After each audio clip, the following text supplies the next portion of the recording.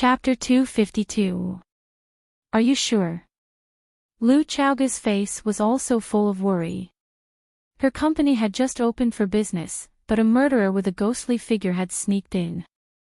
How were they going to work properly? If news of this got out, all the busy staff in white coats outside would probably run away, wouldn't they?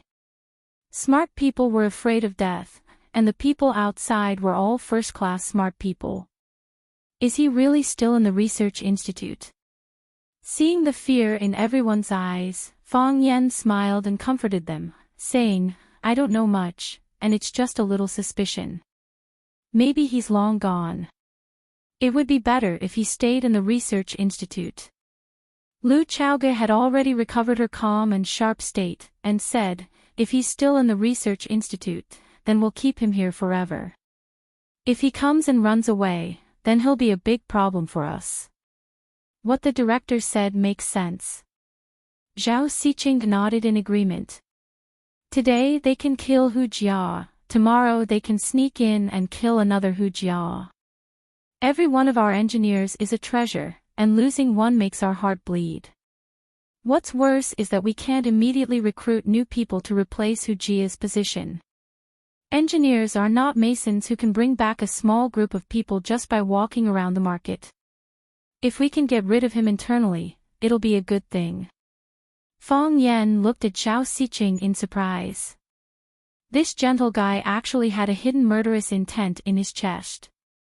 Zhao Xiqing grinned coldly and said, which new technology isn't coveted by countless people?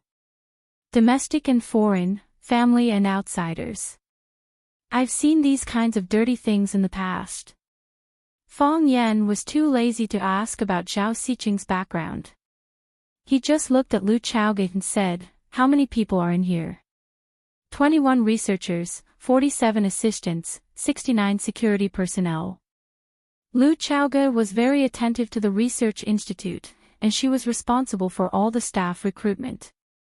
Except for a group of people sent by the Qin family to fill out the team, the others were all recruited by her, so she was very familiar with the data. Should we find an excuse to call them in for a chat? Mr. Fang is also watching from the side. If we find a suspicious person, we'll take him down immediately. Zhao Xiqing asked. No. Fang Yan rejected the suggestion. Don't mess around. We mustn't fall into chaos here. The more chaotic it was, the more opportunities it would give him, an opportunity to do evil, and also an opportunity to escape. Let's just maintain the status quo. Everyone is at their own job, and there will be people who do not fit in with the environment automatically appear in front of us. Lu Chaoga trusted Fang Yan very much. She said, I'll give you the control of this place. He then pointed to a dark-faced, skinny man standing behind Fang Yan and said, he is Qining, the person in charge of security here. Qining. Fang Yan's gaze turned cold as he looked at Qining and asked, you're from the Qin clan. I used to be a member of Tianfang Biological Group, and now I'm a member of Chaoyan Research Institute, Qining said with an indifferent expression. This kid didn't want to expose too much, and Fang Yan wouldn't force him. Plus, not everyone in the Qin family would know if Qinitian was injured or how badly injured she was. That was something that could be kept a secret. Fang Yan looked at Hu Jia, who was lying on the chair, and said, let him lie here for the time being. Don't touch his body. Before the autopsy is carried out, no one knows if there's anything strange about the body. Hu Jia's matter will be kept a secret for the time being. All of you should return to your posts. Don't let them find anything unusual. Fang Yan took the lead to open the door and said, Qining, tell me about the Research Institute's protection measures. Qining turned to look at Lu Chaoga. In this courtyard, he only listened to Lu Chaoga's orders. Cooperate fully, Lu Chaoga said. Thus, Lu Chaoga returned to her office. The secretary made her favorite Longjing tea as usual. The head of the logistics department came to her office to report on work, and the two talked for a long time. When Zhao Xiqing went out, his face and neck were red. Those who knew him knew that he had quarreled with Hu Jia again. Hu Jia was the main person in charge of the Rubik's Cube technology research, and the two of them often quarreled because of different research directions. Everyone had long been used to it. It wasn't known if he was curious or worried about Fang Yan, but after Zhao Xiqing went out, he didn't return to his research room. Instead, he walked around the team of engineers outside, constantly going to some research stations to ask something, but his eyes would inadvertently drift in the direction of Fang Yan. Everyone else also returned to their respective positions.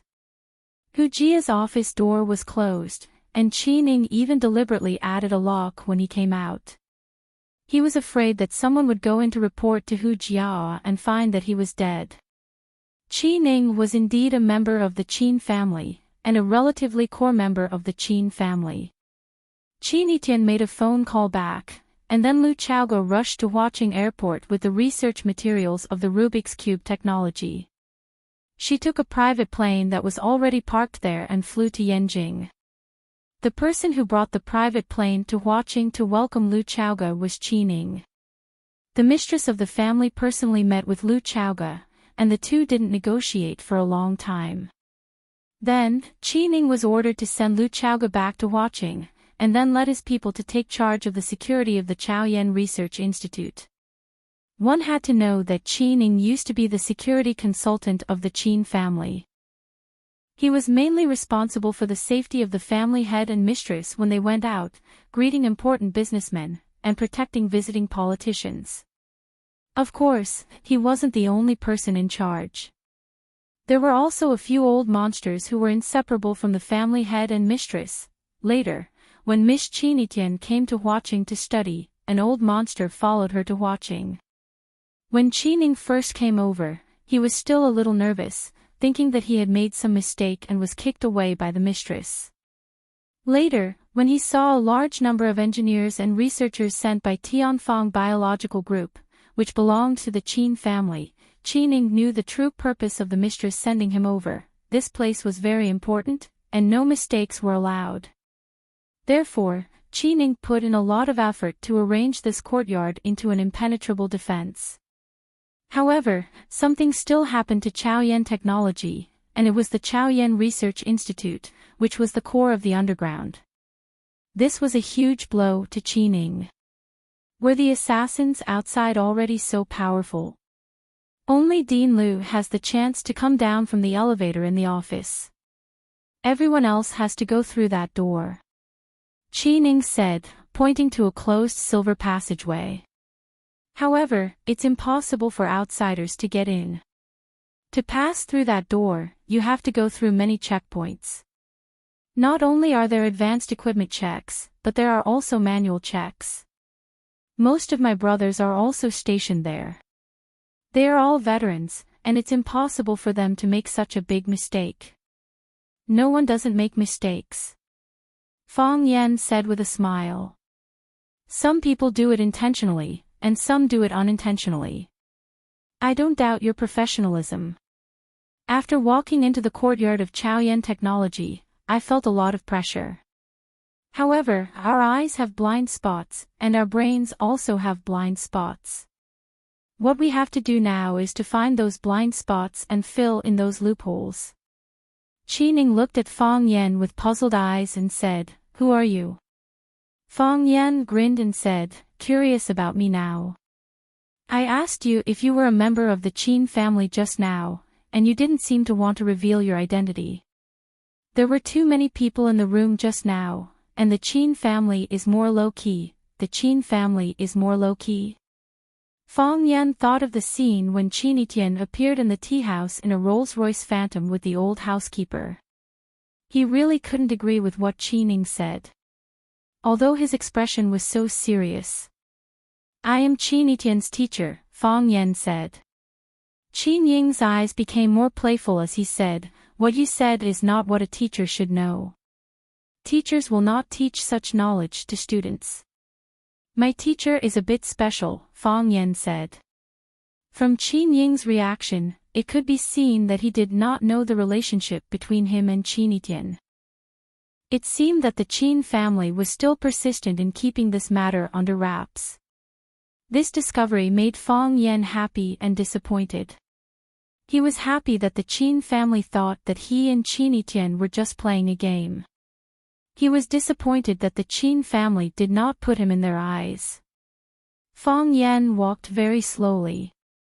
His ears were listening to Qin Ying's introduction of the entire research institute's protective measures, but his eyes were scanning everyone he passed. He had a hunch that he was among these people. A white-haired engineer was recording something on a computer. His typing speed was very fast. It seemed that he had made a new discovery and was now very excited. A balding engineer was lying weakly on a chair. His eyes were lifeless, and one of his hands was grabbing the few strands of hair on his head. A female researcher wearing a white coat was standing in front of a container that was constantly heating up. She kept recording the rapidly rising red numbers on the container cup. Everyone was busy, and everyone was focused on doing their own things. No one looked at Fang Yan. Many people did not even notice that Fang Yan was standing behind them. Fang Yan walked around and returned to the female researcher who was standing in front of the container recording numbers. Looking at her focused expression, he asked, "Do you think I am handsome?" The female researcher raised her head and glanced at Fang Yan. The pen in her hand was still recording quickly. She said with a displeased expression, "Get lost. You haven't answered my question yet. Do you think I am handsome?" Fang Yan did not get lost. Instead, he continued to ask this ridiculous question that made Qin Ning want to cover his face and run away. Chapter 253. Do you think I'm handsome? This was a question that made one's teeth ache and one's legs tremble. If it wasn't for the fact that when Fang Yan asked this question, his body happened to block the only exit of the research room, Qin Ning would have suspected that this guy wasn't here to find an assassin, but to pick up a girl. This woman wasn't gorgeous, but her facial features were distinct, and she had the demeanor of a European and American chick. Moreover, she was tall and wore a loose white coat. She did look somewhat charming. A serious female engineer. Such a woman was rare outside. Qin Ning was also an expert. Otherwise, he wouldn't have had the opportunity to become the head of security here. Experts all had their unique sixth sense, and Qin Ying's sixth sense told him that there was something wrong with this woman. This was because there was something wrong with Fang Yan's attitude towards this woman. Even though he still couldn't figure out what exactly was wrong with this woman. He made a gesture behind him, and immediately, a few strong young men in black suits came from all directions and surrounded them. It was very subtle, and even the other staff members didn't notice their movements. The woman was completely infuriated by Fang Yan. She closed the folder in her hand and stared at Fang Yan's face in dissatisfaction. She said, "You're not handsome at all. Pig head and dog face, bear's back and snake's heart, wretched voice, shameless smile. I've never seen a man more disgusting than you. Now you know the answer, right? Get lost, don't disturb me while I'm doing my experiment." Hearing such a horrible evaluation, Fang Yan wasn't angry at all. He smiled and said, "If that's the case, why do you always sneak a peek at me?" "When did I sneak a peek at you?" The woman was about to explode from anger at Fang Yan. She pointed at Fang Yan and said, "I've been doing boiling experiments all this time. I didn't even notice whether you're a human or a dog. I'm not in the mood and I don't have the time to joke with you. Get lost, or I'll complain to the director. What right do you, bodyguards, have to interrupt our work? Do you know how much damage you've caused to the institute by disrupting my train of thought?" Qin Ning stood beside Fang Yan. Although he was helping Fang Yan block off all possible escape routes for the woman, he said to Fang Yan, "The institute has a rule that no one is allowed to disturb the work of researchers without reason. This kid was also a slippery fellow. Before things were clear, he was not willing to bear any responsibility. Now that he had reminded Fang Yan that there was such a rule in the research institute, it was up to Fang Yan to decide how things would develop in the future. Of course, since it was Fang Yan's decision, Fang Yan naturally had to bear the consequences. Fang Yan pointed to the glass container and said, "The container can reflect light." Although your gaze was fixed on the container and you were constantly recording the boiling index on it, I could still feel that you were secretly sizing me up. Of course, at that time, I was only suspicious, but I couldn't be sure that you were definitely looking at me. When I left your research room and walked outside, you raised your head and looked at me. Fang Yan pointed to the glass wall opposite the research room and said, "Don't lie. I clearly saw you sizing me up in that mirror." Fang Yan stared at the woman and said, "Since you said that I'm not good looking, then give me a reason why you peeped at me." "I thought that you were very ugly, so I looked at you a few more times. If I were walking on the street and saw a clown wearing silk stockings or a puppy wearing a red vest, I wouldn't be able to help but look at you a few more times. Is this reason enough?" the woman said with a face full of sarcasm. "I walked through the entire underground research institute, walked past every staff member, and found a problem. Do you want to know?" "What?" the woman asked curiously. "You used perfume," Fang Yan said. "In the entire underground research institute, only you use perfume. Isn't that strange? People like you who are in the field of bioengineering should be very resistant to foreign smells. The lip flower is too fragrant, so you need to use perfume to cover its original smell, is that right? In your opinion, engineers should be sloppy, not bathing for 3 to 5 days, and not getting a haircut for a year and a half, is that right? You became suspicious because you saw a slightly more normal engineer. I used perfume because I don't like potions. Although I'm an engineer, I really don't like to deal with these strange and unpleasant potions all day long. I don't like my job. Is that a crime? I don't know which criminal law I've broken. I really don't understand. How can a woman who buries herself in research all day have such a sharp tongue? Is it natural?" Fang Yan said with a smile. "Who are you?" "I don't know what you're talking about," the woman said. "My Chinese name is Luo Lin Na, English name is Jane, many people here know me. You can also ask Director Lu Chaoga who recruited me or my supervisor, Zhao Xiqing. The institute still has my file. Have I made myself clear enough?" Fang Yan looked at Qining, who nodded and said, "She's not lying. There aren't many female engineers in the institute, we see her going to work every day."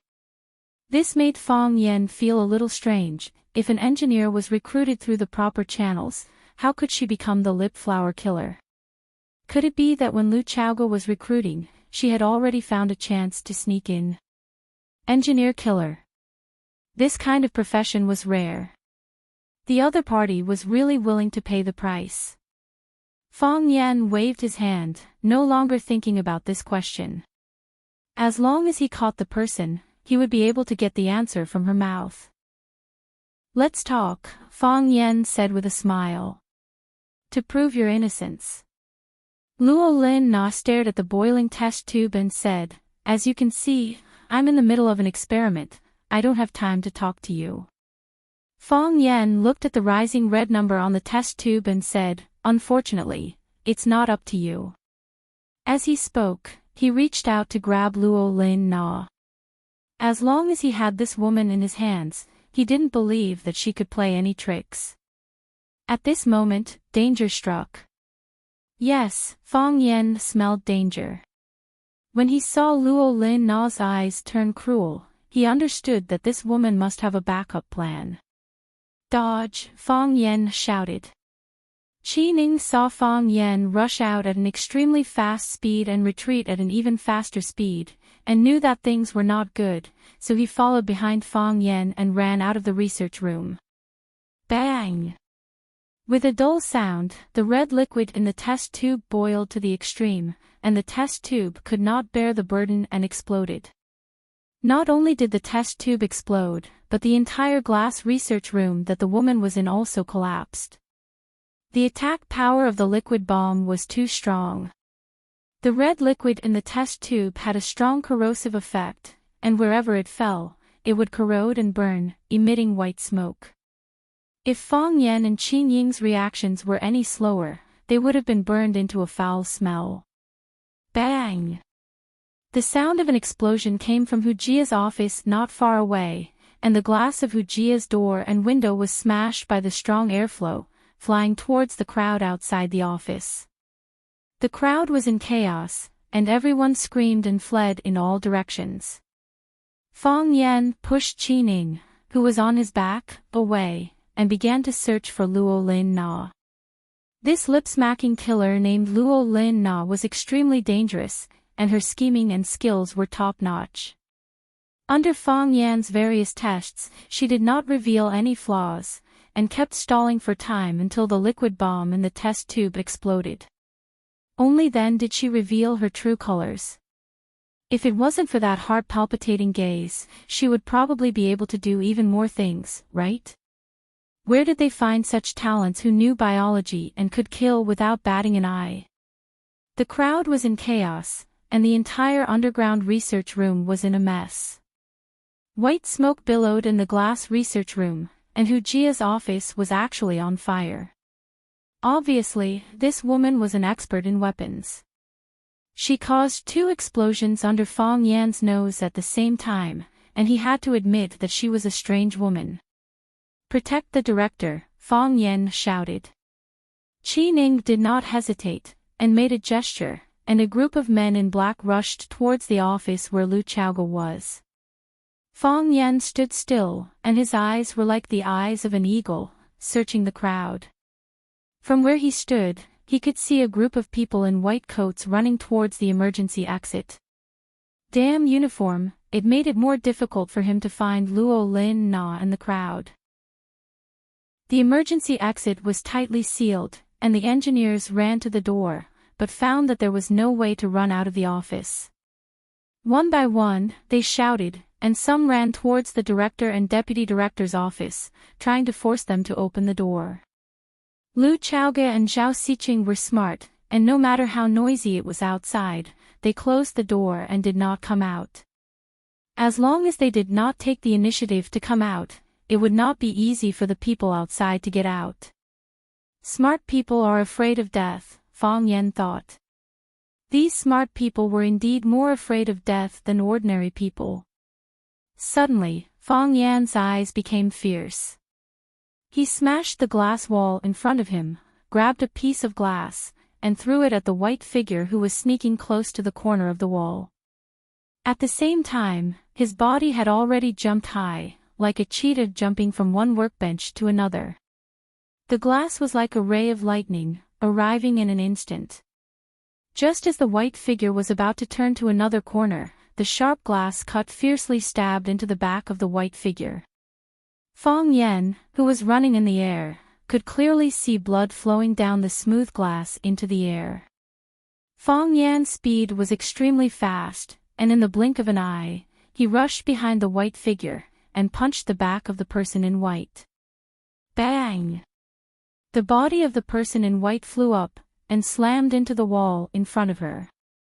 Puff! As she flew in the air, she spat out a mouthful of blood. Blood rained down, and it was unknown whether the sharp tip of the glass had pierced her internal organs, or if Fang Yan's punch had ruptured and displaced her internal organs. Crack! The body of the person in white slammed into the wall, and the sound of bones breaking could be heard clearly. Her body slid down the snow-white wall, and a dark red blood groove was left on the silver-white alloy cover. Chapter 254.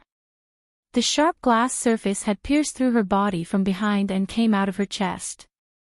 Fang Yan's punch had shattered her internal organs, causing her to spit out not only blood but also reddish-brown chunks of her lungs. She had an oval face and a pale complexion. Her eyes were small and her mouth was big, and there was an obvious red mole at the corner of her mouth. She was not Luolina, and the person who died was not the lip-smacking killer who had changed her name to Luolina. Qi Ning walked over, glanced at the body on the ground, and said, her name was Wang Ling, she was a research assistant hired by the company from outside. Why did you kill her? He squatted down to check Wang Ling's breathing to see if she still had a pulse. Don't move, Fang Yen shouted. Qi Ning looked at Fang Yen and said, you should know what kind of responsibility you would have to bear if she had died. No one could kill people casually, even in this underground laboratory that no one knew about. She's already dead, Fang Yen said. The glass that pierced through her body was thrown by me, and the fatal punch on her back was also thrown by me. I can now confirm that she's already dead. But if you touch her body, you'll also die. What? Qi Ning stared at the body on the ground warily and said, she's already a dead person. What else could she have done? Qi Ning's gaze swept over the body and said, you're saying there's something strange about her body. Fang Yan nodded and picked up a pen from the ground. He used the tip of the pen to lift up the white coat worn by the body and pointed at a small silver ball that rolled out and said, as long as you touch that ball of light, both of us will be blown to ashes. How do you know she has such a thing on her body? Qi Ning asked doubtfully. This kind of round ball was very rare, how could it have such a powerful destructive power? I guessed, Fang Yan said. He didn't want to tell Qi Ning that he and Qinitian had experienced this kind of thing together, and he also didn't want Qi Ning to know how he and Qinitian had escaped from death. This was the secret between him and Qinitian. Since the Qin family did not want to make it public, why should he be a villain? She tried to use it to fight back as the glass pierced through her body. Unfortunately, Fang Yan's speed was too fast. His fist landed on her back, cutting off her life force and draining her strength. Therefore, the silver ball could not be activated and thrown out. Otherwise, this research lab would be destroyed. Qi Ning was very depressed. He knew that Fang Yan was hiding something from him. However, he had held back from Fang Yan before, and when Fang Yan wanted to further inquire about his background, he stopped him. Therefore, if Fang Yan didn't say anything, he couldn't do anything about it.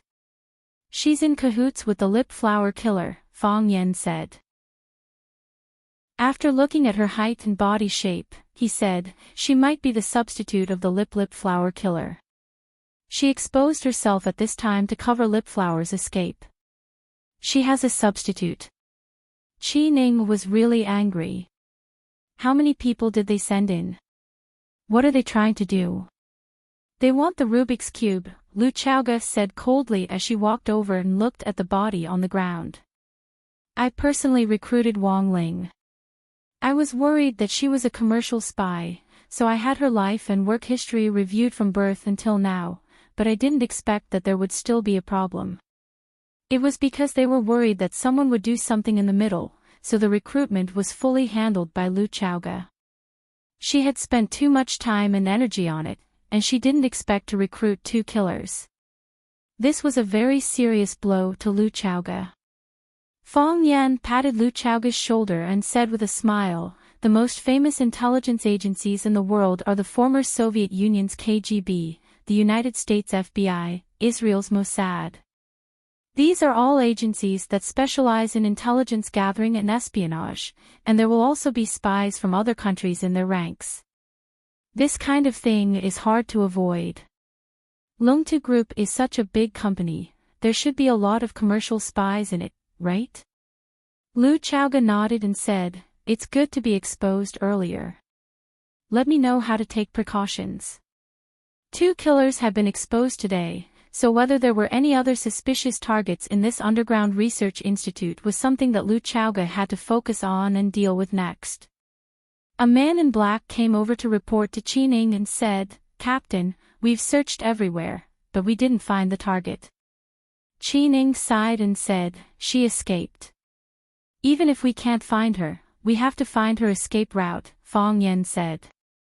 He picked up the small silver ball from the ground and carefully put it in his pocket. This thing was really too dangerous. If they were to accidentally detonate it, they wouldn't be able to cry even if they wanted to.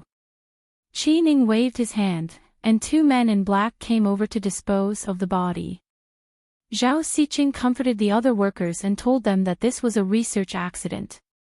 When doing research, there would often be all kinds of accidents, which was why every researcher had their own independent research institute. However, an accident like today's explosion and fire was rare. The fire in Hu Jia's office had been put out. Fang Yan held his breath and went in to take a look, then hurriedly left. Hu Jia's body was gone, but there were many pieces of charred flesh on the table and on the floor. There were also many places that had been corroded and burned, and the walls were also densely packed with holes of different depths. It was too horrible to look at. The lip-smacking killers were indeed cruel and merciless people.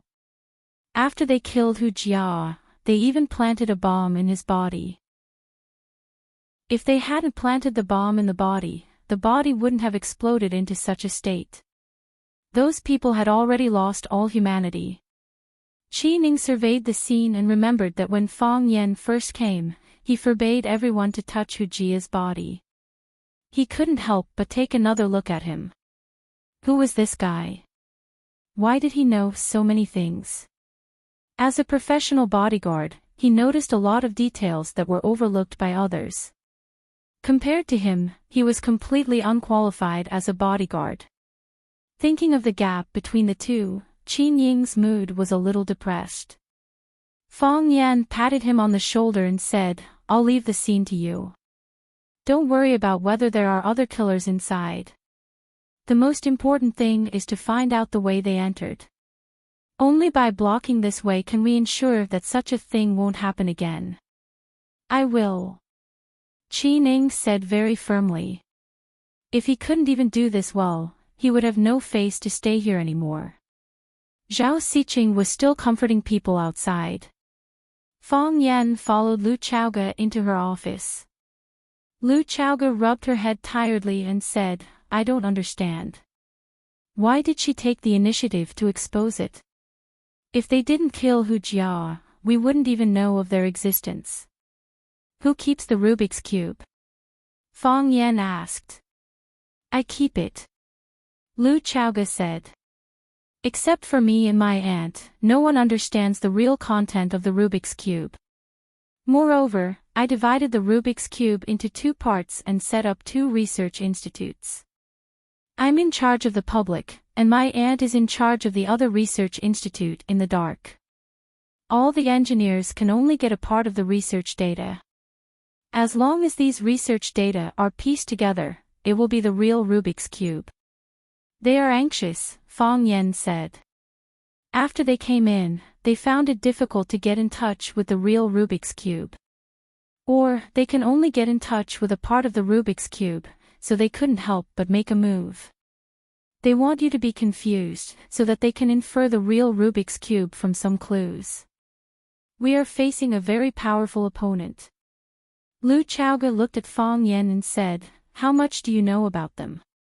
Fang Yan took out the small ball in his arms and said, "Qinitian and I were almost killed by them." Lu Chaoge looked at Fang Yan in surprise and said, "Qinitian asked for leave because of this?" She knew that Qinitian had asked for leave for a long time, but she didn't know the inside story of her leave. "She was injured," Fang Yan said. "She took a bullet for me." Lu Chaoge looked at Fang Yan with a strange expression and didn't speak for a long time. "I am her teacher, and she is my student. Maybe we are also a pair of friends who can talk to each other," Fang Yan explained. "Does she think so too?" Lu Chaoge asked. "I have heard some of the rumors in the school." Fang Yan shook his head and said, "You know better than me what kind of existence the Qin family is." Chapter 255. If you can't think of it, they can't do it. Qi Ning found the route of the lip flower killer's escape, which was through the smoke vent in the kitchen. Such a small hole could only accommodate one cat, but it became a free passage for them to commit murder. Fong Yen looked at the smoke vent above his head and said, "The double jumped out to buy time for the lip flower killer. Otherwise, she wouldn't have been able to get out so easily." "Where does the outside lead to?" "The bushes leading to the backyard," Qining said.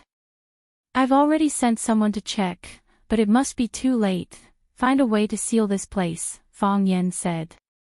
"Not only here, but also the entire underground research institute to find other hidden dangers as much as possible." "I will." Qining nodded. With such a thing happening, Qining had to use 200% of his strength this time. Lu Chaoge had already pulled out all the information on Luo Lina for research and said, "She is indeed a scientist, and she has already produced a research result not long after entering the Chao Yen Research Institute. She has been doing boiling experiments since she came in, and the Rubik's Cube technology does need to find the critical point of seawater boiling." This woman was too scary. Every step she took was preparation for this day. "I'm really curious." "Who are they?" "Arsenal," Fong Yen said. "A very mysterious killer organization."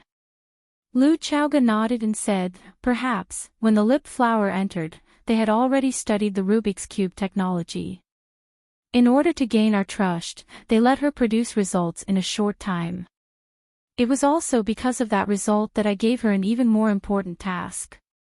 What I didn't expect was that they dared to attack Qinitian. They knew that the Qin family and we were cooperating on the magic project and couldn't get anything from me, so they wanted to kidnap Qinitian to get the Rubik's Cube. Although I am the largest shareholder in the Devil Master project, if the Qin family hands over the Rubik's Cube technology to save Qinitian, I won't stop them." "I can't stop them." Fong Yen nodded and said, "So, it makes sense that a few things have happened consecutively. They originally wanted to kidnap Qinitian to take away the Rubik's Cube, but the kidnapping failed. They knew the consequences of offending the Qin family, and they also knew that the Qin family would definitely seek them out for revenge. Hiding in the underground research institute was no longer safe, and it was very easy for the Qin family to find them. So they killed Hu Jia to create chaos, hoping to fish in troubled waters to find the real whereabouts of the Rubik's Cube technology. I'm really unlucky, everything is related to me." Lu Chaoge looked at Fong Yen and said apologetically, "When I gave you Chaoyan's shares, I wanted to repay your kindness, but I also had my own selfishness. You can withdraw now. I think I'll find a way to solve the problem." Since they have the backing of the Qin family, they won't sit idly by. Fong Yen shook his head and said, "I didn't accept your shares for the sake of earning more in the future. It's not easy for a woman to start a business, and I don't want anyone to bully you. If I can help, I'll definitely do it. I didn't withdraw at that time, and I won't withdraw now." Fong Yen couldn't withdraw now. The Qin family sent that information, and they would keep an eye on Fong Yan's follow-up actions. "Thank you," Lu Chaoge said gratefully. Fong Yen waved his hand and said, "Don't say this word. If you say it, I won't get any benefits. Instead, it feels like everything I've done for you is cancelled out." Lu Chaoge chuckled and said, "I went to see my grandmother yesterday, and she made a lot of delicious food for me." "Did she say anything to you?" Fong Yen asked warily. "She did." "What did she say?" Fong Yen secretly prayed that his grandmother would not fan the flames. "She told me to eat more, and that I've become thinner recently," Lu Chaoge said. "That's good." Fong Yen let out a sigh of relief. "What?" Lu Chaoge looked at Fong Yan's expression and asked in confusion. "Oh, it's nothing," Fong Yen said with a smile. "You still have a lot of things to do, so I won't bother you anymore. You just need to manage the research institute, and leave the search for the culprit to me. This is also the result that many people want to see." "Be careful," Lu Chaoge said. Lu Chaoge took Fong Yen into the elevator, and after entering a series of passwords, the elevator slowly went up. Seeing that there was a piece of white dust on Fong Yan's collar, Lu Chaoga took a step forward and reached out to carefully brush off the dust. Her body was close to Fong Yan's body, her towering chest was almost touching Fong Yan's chest. The mature woman's elegant fragrance, as well as the fragrant air she breathed, made it hard for people to extricate themselves from it. As long as Fong Yan reached out a little, he could hold Lu Chaoga's curvy and sexy body in his arms. Lu Chaoga's face was very close to Fong Yan's face, and their bodies were almost glued together. Lu Chaoga's eyelashes fluttered, but she secretly sighed in her heart. When Fong Yan's figure was far away, Lu Chaoga murmured, "Grandma also asked me to take good care of you." In front of the cafe at the corner of the street, a black Volkswagen was parked. A woman wearing shorts, leather boots, and sunglasses strode over, opened the back door, and sat in, and then the Volkswagen immediately started. "How was it?" the driver asked with a smile. His facial features were well defined, and he had a full beard and a pair of sunglasses on his face. He looked like a very manly man. That guy was not easy to deal with, right? As sly as a fox, and as fierce as a dog, the woman said with an unfriendly expression. "If it wasn't for the cover of the substitute, I wouldn't have been able to escape." Even a prostitute can slip up sometimes. It's really surprising. The driver joked. Flowery Lips was also known as a prostitute. Because the man and the woman were of the same level, and they were partners, they dared to call out this unknown title casually. If it were someone else, their mouth would have been stuffed with a liquid bomb by Flowery Lips. This kind of opponent is interesting. The woman was not angry. She sneered and said, "If it was too easy to die, this game would be boring." The smile on the male driver's face disappeared, and he said, "Don't act on your own. You should know that we failed to kidnap the Chin family's eldest daughter last time." Although the Chin family did not show any reaction, the more they did, the more worried we were about their crazy revenge. After so many years, who dares to use force on the Chin family? Our task is to take the Rubik's Cube. Don't try to challenge Fong Yan. Fong Yan is not as easy to deal with as we think. If it wasn't because you wanted to get rid of Fong Yan, how could you put yourself in danger? Kill a few people and make them fall into chaos. We just need to stay outside and keep an eye on them. It's safe and effective. You just said that no one dares to use force on the Chin family. For so many years, how many people have dared to use force on our arsenal? The arsenal exploded at the slightest touch. We have to make him pay the corresponding price. It's not too much to take his life, right? The driver shook his head and said, "Everyone only has one life. Who wants to be taken away by others?" Fong Yan doesn't want it either. He doesn't have the final say on this kind of thing. What is fighting? Fong Yan asked as he stood on the high platform and looked at the more than 200 students below. This was the second time he had taught a class. Originally, there was a class in the middle, but it was postponed because he was injured in the 10-feet abyss. If you search for this term on the internet, the explanation they give is, the two sides have armed conflict, attack each other. To be honest, I don't like this explanation. In my opinion, fighting is a kind of spirit. It's the spirit of defiance, the spirit of unyielding, and the spirit of never giving up. If you want to conquer a mountain, without this spirit, you'll probably give up when you reach the foot of the mountain.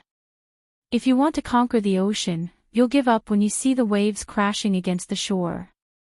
If you want to be number one in the whole year, you'll give up when you see a difficult problem to solve. This spirit is the essence of fighting, and it's also the spirit and blood of fighting. You must be wondering why I'm teaching you about fighting today. Because I want to tell you that in fact, fighting is everywhere in our lives. An exam is a battle, a sports training is a battle, some boys fall in love with the most popular campus belle is a battle.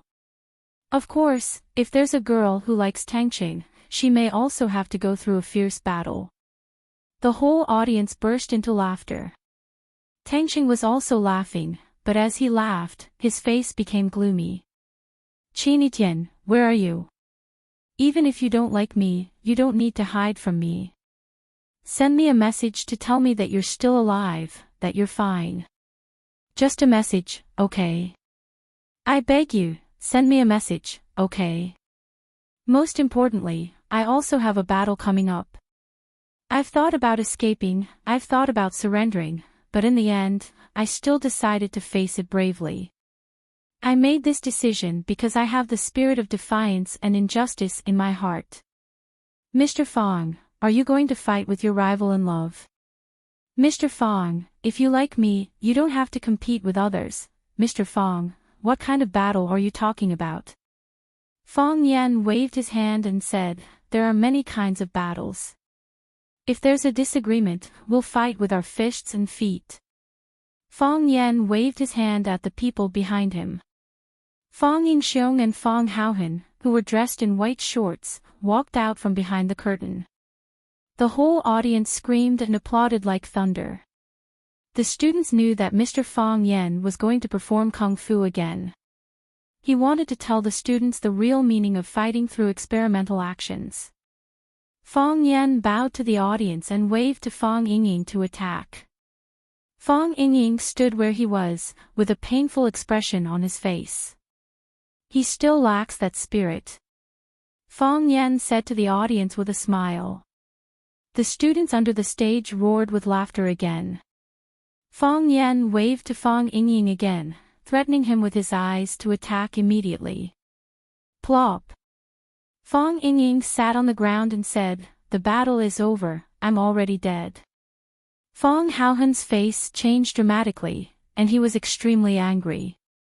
Fong Yingxiong, this idiotic scoundrel who doesn't care about face, making such a decision without any integrity. What do you mean by sharing weal and woe as a good brother? Can't you at least tell him in advance? Fong Haohan clenched his teeth and also lay straight on the ground, shouting anxiously, I'm also dead, I'm also dead. Chapter 256. The muscles on Fong Yan's face would have twitched if he had not been worried about ruining his image as a gentle, elegant, knowledgeable, and considerate Prince Charming. He was so angry that he felt his outlook on life, values, and the world had collapsed in an instant. Fong Yingying and Fong Haohan were two cowardly, lazy, and idiotic fellows. How could they have the nerve to lie on the ground and surrender in front of hundreds of students? They were the inner disciples of the Fong family and the old drunkard students. They shouldered the heavy responsibility of protecting the country and carrying forward the Fong family's Tai Chi. How could they do this? Fong Yan's white face turned black, then purple, and then white again. He tried hard to control the muscles on his face and put on a gentle and smiling expression with great difficulty. He said, all the students have seen it. This is a battle without anger. Because they don't have anger in their hearts, they don't have any unwillingness to accept defeat, so they have already lost before the real battle. A battle without fighting spirit can no longer be called a battle. It's a one-sided massacre. Fong Yan walked in front of Fong Yingxiong, placed his foot on his chest, and said, only need to lift my foot, and I can break his sternum, or directly twist his neck. He has become my captive, and I can use all kinds of torture on him.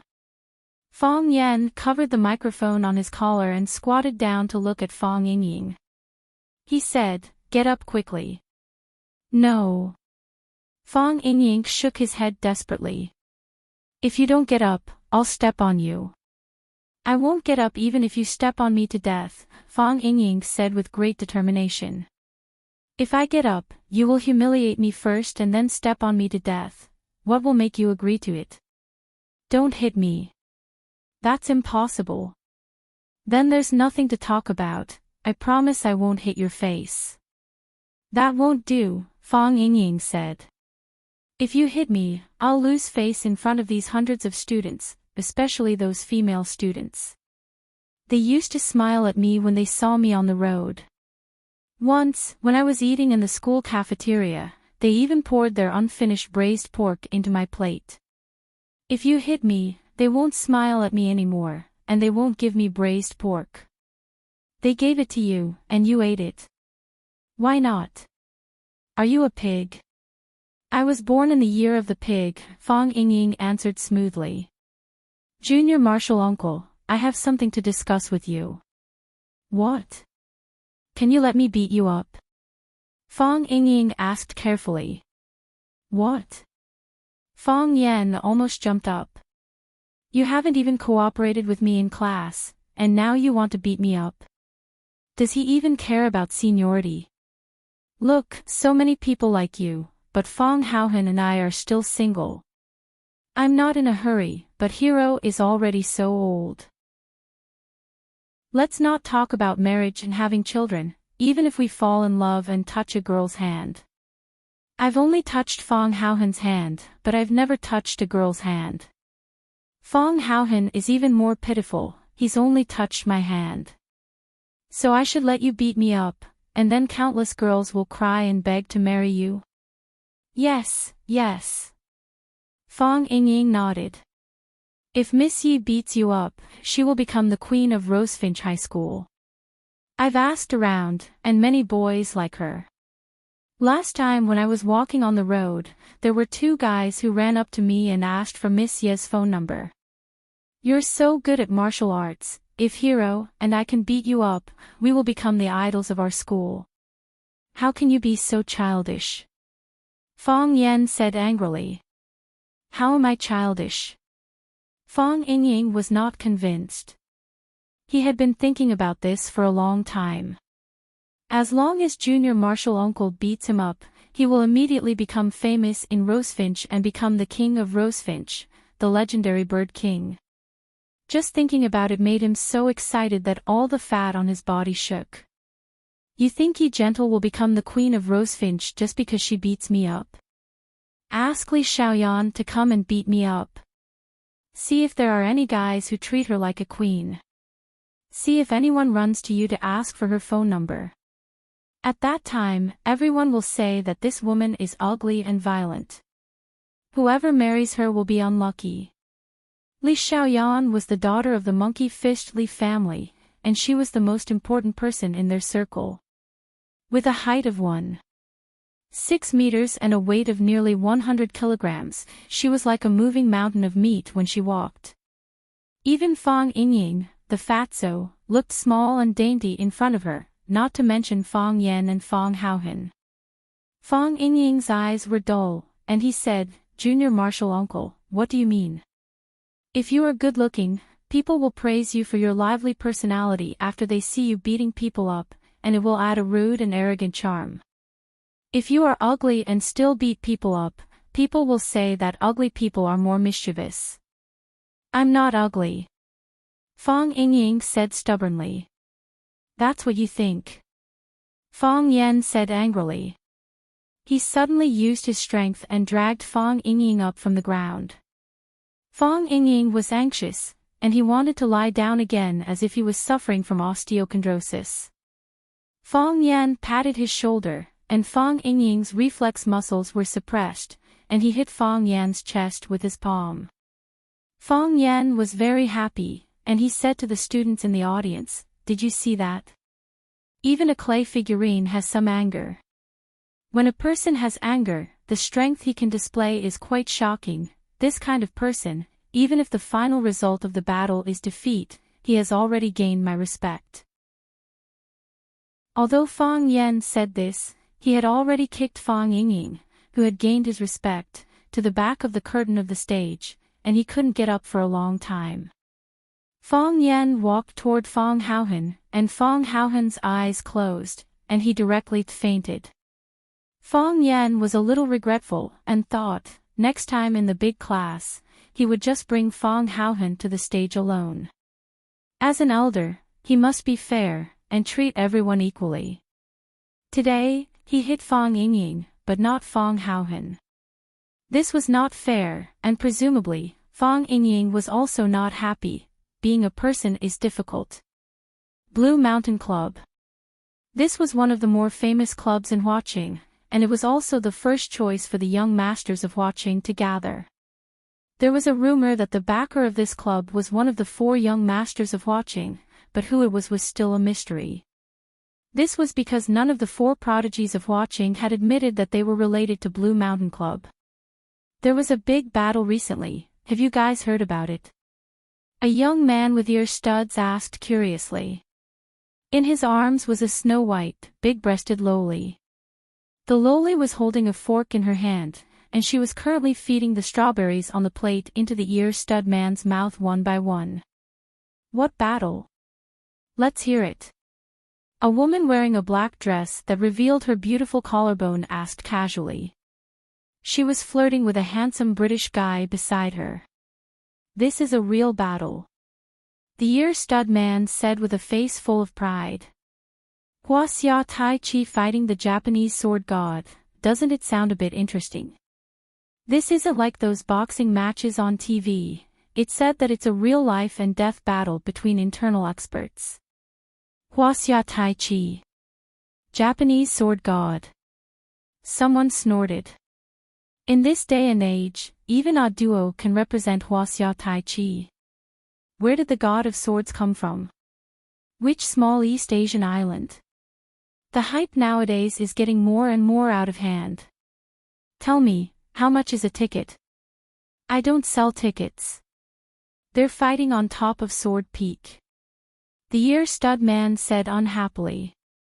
He heard it from a very important person, and the source was definitely reliable. They're quite into it. Why don't they change their names to Shiminchue Shua and Yiguching? You guys don't know, right?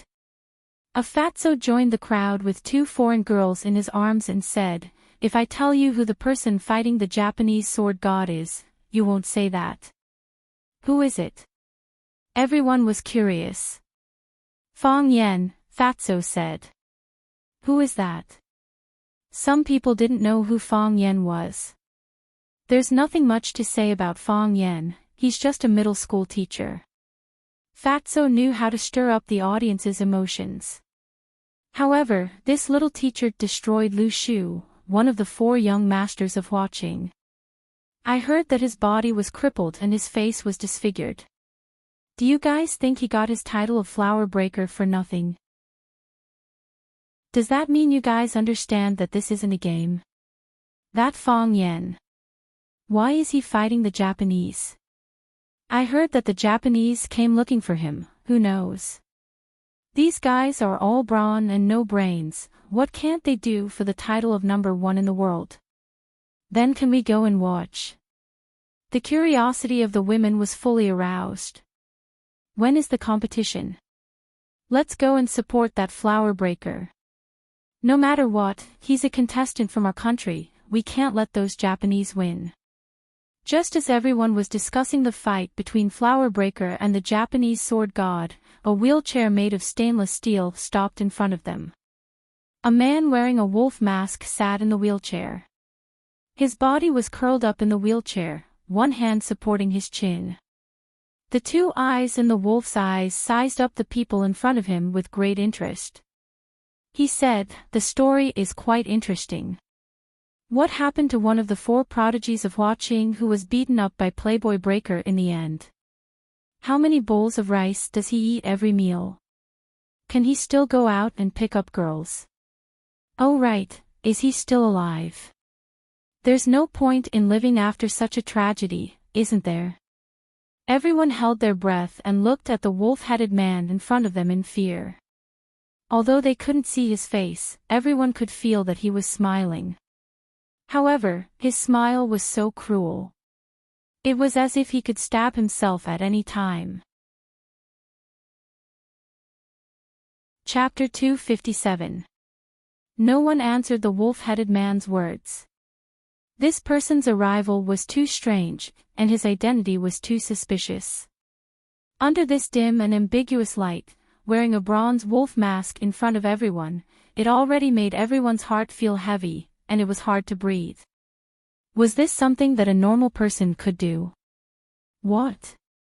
No one wants to answer. The wolf-headed man said with a smile. You see that I am disabled, so you bully me. The man with the earrings secretly swallowed and said, We are not bullying you, but the questions you asked, we don't know. That young Master Lu. Ever since his accident, he has never shown his face in public again. Before, when he had nothing to do, he would come to the Blue Mountain Club to sit down. I even fought with him a few times, but I haven't seen him for a long time. Yes.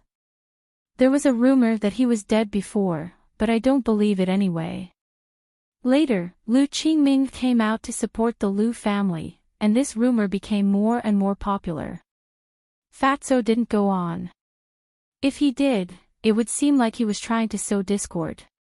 So you think that the unlucky and miserable young Master Lu is dead, right? The wolf-headed man reached out to pat Fatso's face.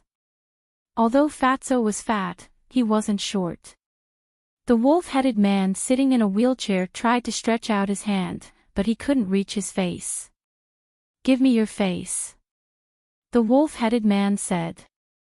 Fatso clenched his teeth, ignoring everyone's surprise and the subtle sneers on their faces, and really gave his face. The wolf-headed man patted Fatso's face, laughed, and said, You, Fatso, your fat head is quite flexible. Do you know what will happen to you if you don't give me your face? I don't know.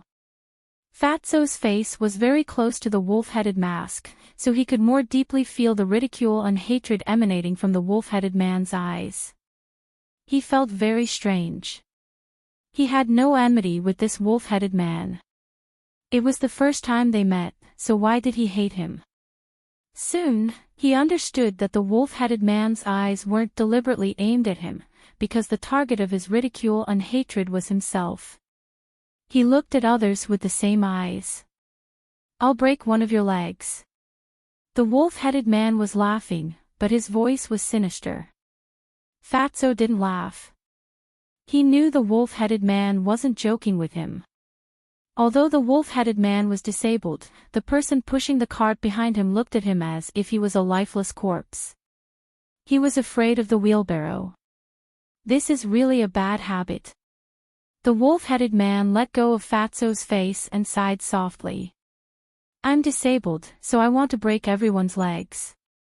Why do I have to sit in a wheelchair while you can walk? It's not fair.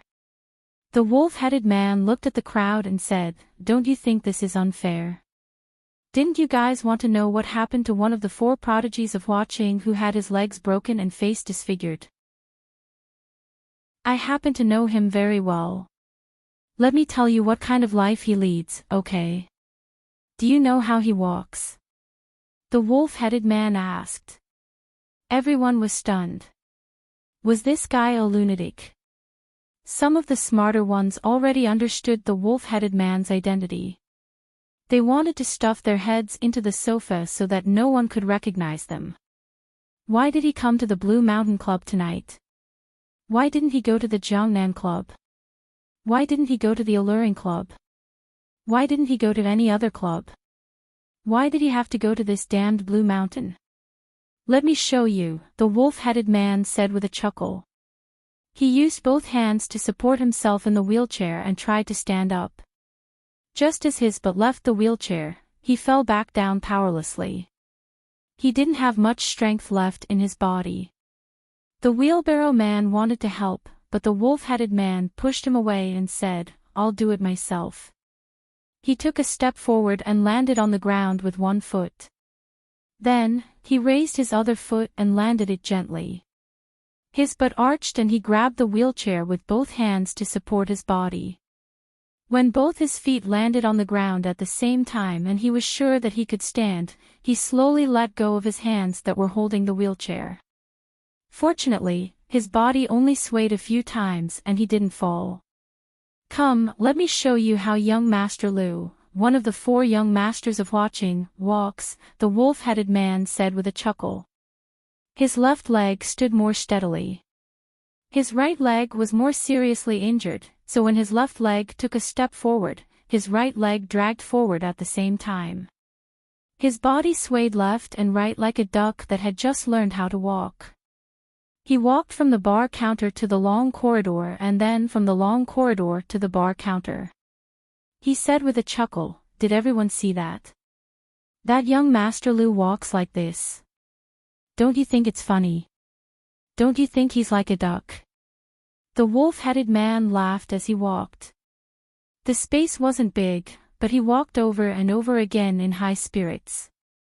As he walked, he asked everyone if young Master Lu walked like a duck. There were more and more onlookers, and some people even ran out of the private room to watch up close.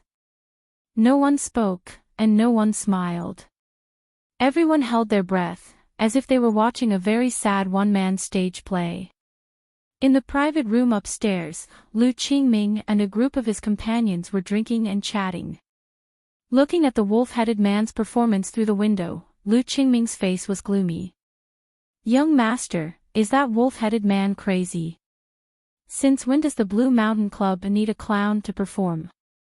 "Paw!" Lu Qingming suddenly turned around and slapped the talkative guy's face. "Don't call me young master!" Lu Qingming roared. A long-legged beauty leisurely held a glass of wine and said, "What? Lu Qingming, do you only have this little courage? It's the Lu family's decision to let you take the lead, not you. What are you afraid of? Wang Jinghong, shut up."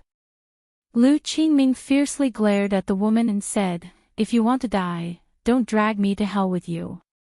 Wang Jinghong stood up and stood in front of the window with a glass of wine in his hand. He sneered and said, "Having such a big brother really makes people scared and have nightmares at night. But a cripple is a cripple, and a disabled is a disabled.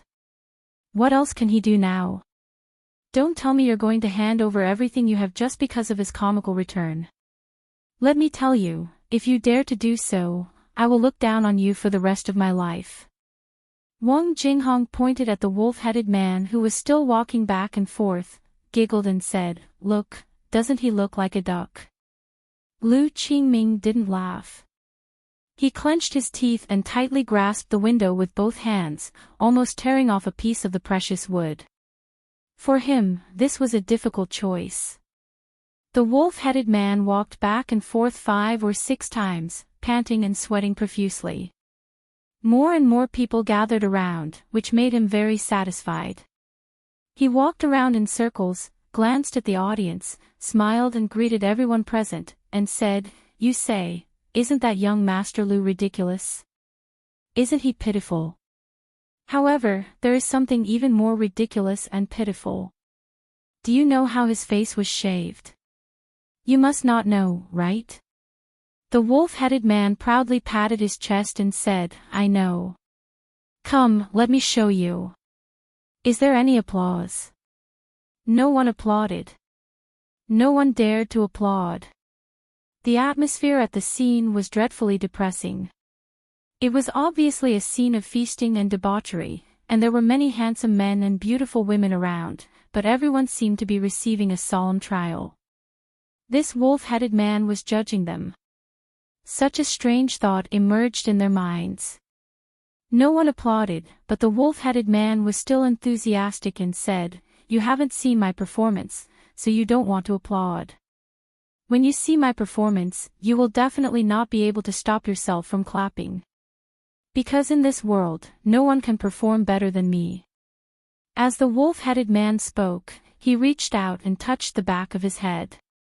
The wolf-headed mask was taken off, revealing a ghostly face that made everyone present instantly feel a chill down their spine. Yes, it was not an exaggeration to describe it as a ghostly face. There were scars all over his body, one wound next to another, and there was almost no skin left unscathed. The left eye was cut in the middle, the bridge of the nose collapsed and almost became a big hole, and the lips were also cut in many parts. It was as if one could use chopsticks to pick up a piece of it and dip it in wasabi to go with wine. He was no longer a human. Even an evil spirit that dressed up a little would be more likable than him.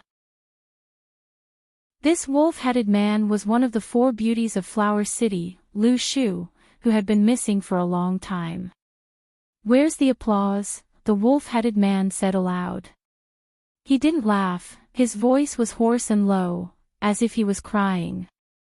"Now that you've seen my performance, shouldn't you give me some applause? I bet you won't be able to find anyone more like me. Because the person I'm imitating is myself."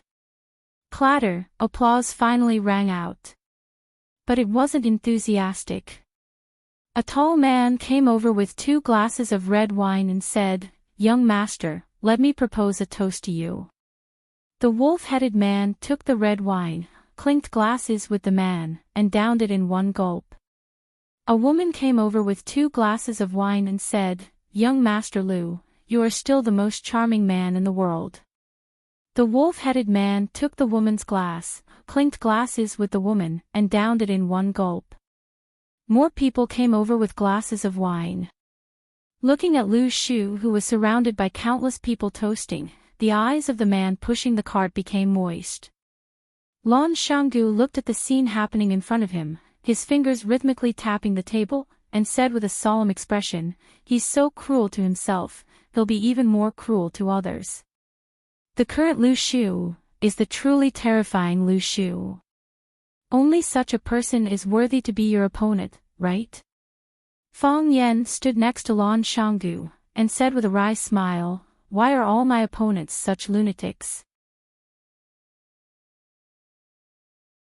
Chapter 258. The most unlucky thing was to wear a new pair of leather shoes and accidentally step on dog poop. What was even more unlucky was to want to wipe the poop clean but accidentally let it stain your new pants. Fang Yen felt that bumping into the willow tree was like stepping on a pile of poop. Moreover, he thought that his previous action had already gotten rid of that pile of poop. Now it seemed that the poop had already moved to other parts of his body, such as his eyes. To be honest, the willow tree's performance today made him feel a chill in his heart. Using Lan Shanggu's words, he was so fierce to himself. If it was his enemy that fell into his hands, there would only be death. Everything that the willow tree did was to ruin himself. He sank his face and dignity to the bottom of the valley. He treated himself as a pile of mud. He already said that he was a pile of mud. How could you laugh at him and step on him? No one laughed at him, and no one looked down on him. The trash that should have left the stage of watching, instead, risked his life to climb up from that smelly ditch. Even at this time, his body still carried that stench, and some of his rotten flesh had already grown fat maggots. However, a man that could stand up from that kind of hopeless situation was a real man. He would always be able to gain more respect from others. Therefore, the willow tree became the central character of the Blue Mountain Club tonight. Lan Shanggu sat back on his seat and said, "These families that have been passed down for hundreds of years always have their own outstanding points. Especially when it comes to the cultivation of their descendants. Every family has some unique methods. The saying that the Lu family produces talents isn't just for show.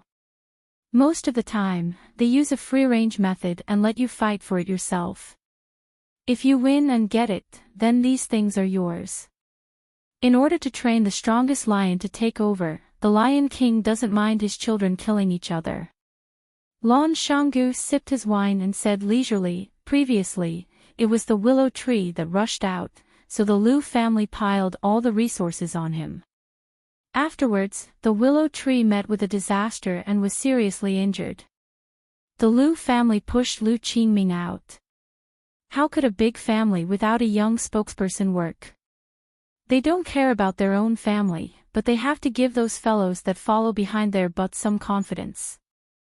Obviously, the willow tree wasn't convinced. He ran out tonight and put on such a show, which made the Lu family lose face, but announced his strong return. When he entered the door, he seemed to see Lu Qingming's car.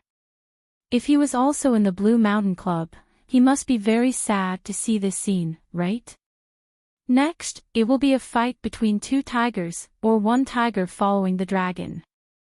It will be up to the brothers to choose. Fong Yan returned to his seat and said, I'm not interested in the fights between you big clans. I'm from a small family, I just want to eat my fill and wear warm clothes. You're also one of the 4 prodigies of watching, can you help me talk to Willow Tree? How about that? Lan Shanggu looked at Fong Yan with a smile and said, Brother Fong, you are making things difficult for me.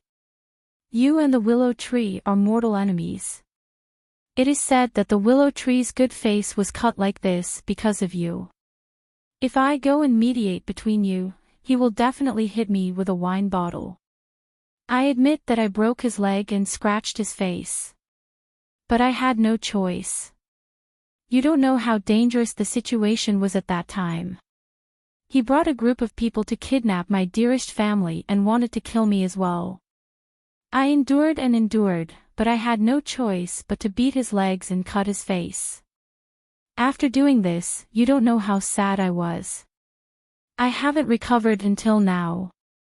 Lan Shanggu widened his eyes and stared at Fong Yan. He thought to himself, how could this guy say something so shameless? When were you sad? After you crippled the Willow Tree, you seriously injured the Jiang family, took Xia Tian to eat at Sky No. 1, and conveniently destroyed the famous Tai Chi master Lu Xueru. You still haven't recovered. Fong Yan's expression was sad, and he said in a sorrowful voice, when I saw the Willow Tree take off his mask, I can't describe how I felt. How did a good young man become like this? Although I scraped him a few times, his face is really disgusting. This time, Lan Shanggu not only felt that the Willow Tree was dangerous, but also felt that the guy in front of him who talked about the Willow Tree with a pitiful face was even more dangerous. There were so many perverts these days that people didn't feel safe living. Lan Shanggu raised his glass to Fong Yan and said, Brother Fong, let's not talk about other people's matters. You should have already guessed why I came to find you. Everyone is staring at the big fat piece of meat that is the Rubik's Cube, and our Lan family is no exception. With such a good thing like getting rich, we have to take care of our own brothers first, right? Fong Yan looked at Lan Shanggu thoughtfully and said, I have guessed why you are looking for me, but what I don't understand is why you are looking for me. What does I have to do with the Rubik's Cube technology? I am just an ordinary teacher at Rosefinch Secondary. Lan Shanggu laughed and said, Brother Fong, it's meaningless to talk like this. Who is in charge of the Rubik's Cube? Miss Lu Chaoga. Lu Chaoga separated from the Jiang family and rebuilt Chaoyan technology with the Rubik's Cube technology. Although I am not as smart as the others, I am not that stupid. Chaoyan Technology, from the name, you can tell that this is the company of Lu Chaoga and Fong Yan. Can your position in the company, or your position in Lu Chaoga's heart, be light? Fong Yan shook his head and said, I am really not joking. At that time, I did not agree with the name Chaoyan Technology, and I have never asked about the company's matters. Why don't you talk to Lu Chaoga? Lan Shanggu sighed and said, in the past, everyone was familiar with each other, but now it is not easy to see her. I have made several appointments, but she did not have time to come out. Fong Yan thought, of course, Lu Chaoga would not run out to meet you at this time. Chaoyan Technology had just been established, and the Underground Research Institute had already been destroyed. Excellent engineers were killed, and she was now very busy. More importantly, in a situation where the enemy was unknown, how would she know who was the good guy and who was the bad guy who wanted to overthrow her? In the face of profit, those people could really do anything. To tell you the truth, in order to be your partner, I have specially asked someone to investigate the relationship between you and Miss Lu Chaoga. In fact, this matter is not very difficult to verify. You only need to go to Rosefinch and ask. Brother Fong is now the spokesperson of Lu Chaoga in Rosefinch, and even the principal of the school values you very much. I think, in addition to Brother Fong's outstanding ability, it is also because of Lu Chaoga's influence behind the scenes, right? That's right. Fong Yan nodded. When Lu Chaoga left, she did put in some good words for me. So, Fong Yan, how about helping me out? Lan Shanggu looked at Fong Yan sincerely and said, I know that Lu Chaoga found a very powerful partner in Yanjing, and even the Jiang family does not dare to easily go against them. I know what I am capable of. You guys eat the meat, and I will be satisfied with a sip of the soup. What do you want? Fong Yan asked. Since you intend to commercialize the Rubik's Cube, then you will definitely develop products suitable for civilian use. How about the Lan family sell these products? I have no right to make the decision. Fong Yan said. But I can help you pass on the intention of cooperation to Lu Chaoga, and let her decide whether to accept your cooperation. How about it? Lan Shanggu was overjoyed. He raised his glass to Fong Yan again and said, Brother Fong, I cannot thank you enough. I will repay you in the future. You're too kind. Fong Yan said. It's nothing. I'm not doing this for money, Brother Lan and I hit it off. Yes. We hit it off. The two looked at each other and laughed. They drank all the wine and drank it all. Lu Shu drank a lot of alcohol, red wine, beer, and even vodka with high alcohol content. His head was dizzy, and his eyes were blurred, but he was really happy. They say that those who survive a disaster are bound to have good fortune. He went from a famous genius in Huaqing to a disabled, useless, and ugly monster. This huge difference almost made him collapse. At the beginning, he almost didn't dare to look in the mirror. Because he didn't dare to see how his face was ruined. Now, he could calmly face that ugly face that made him want to vomit, and he could even use this face to joke in public. Who knew what kind of painful psychological changes he had gone through during this time? Lu Shu hugged a woman and laughed. I'm not a charming man. Look at my face. If a man like this were to lie on you, wouldn't you have nightmares at night? Lu Shu hugged another woman and said, if the two of us stand together, wouldn't we be the beauty and the beast that people often talk about? I'm quite qualified to play the beast, right? Another person came over to propose a toast. When Lu Shu raised his head and was about to accept the wine cup, the expression on his face suddenly became stiff. The eyes that were still laughing just a moment ago also became vicious and fierce. Very quickly, Lu Shu laughed again. He laughed very happily. His laughter was arrogant and heart-wrenching. He laughed so hard that he couldn't stand straight and couldn't breathe. He laughed so hard that tears flowed out. But the tears were red. He looked at Fong Yan standing in front of him and said, you're here too. You're also proposing a toast to me. You also think I'm very admirable, right? I'm here to express my apology. Fong Yan handed over the glass in his hand and said, I shouldn't have beaten your legs like this, I shouldn't have shaved your face like this. I apologize to you. I hope you won't take it to heart. You're apologizing to me. You're telling me not to take it to heart. Lu Shu laughed and wiped the tears from the corners of his eyes, as if he had heard the funniest joke in the world. You hurt me like this, and you're telling me not to take it to heart. Fong Yan, you're really the most interesting guy in the world. Ha ha ha. Yes, I'm very regretful. I shouldn't have broken your legs, I shouldn't have shaved your face, I should have killed you directly.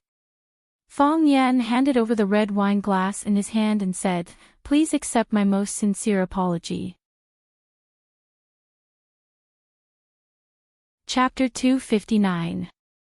Thud thud thud, the person pushing the cart rushed toward Fong Yan. While running, his hands were waving casually in front of him. Originally, it was plain and unremarkable, like a child playing house, and almost no one would pay attention to it. However, when his hands were waving slower and slower, as if each wave was as heavy as 1,000 caddies, and the air produced a hissing sound. Fong Yan's face began to become dignified. Collapsing cloud palm. A palm could collapse the clouds, and a fist could break chi. What was a cloud? What was chi?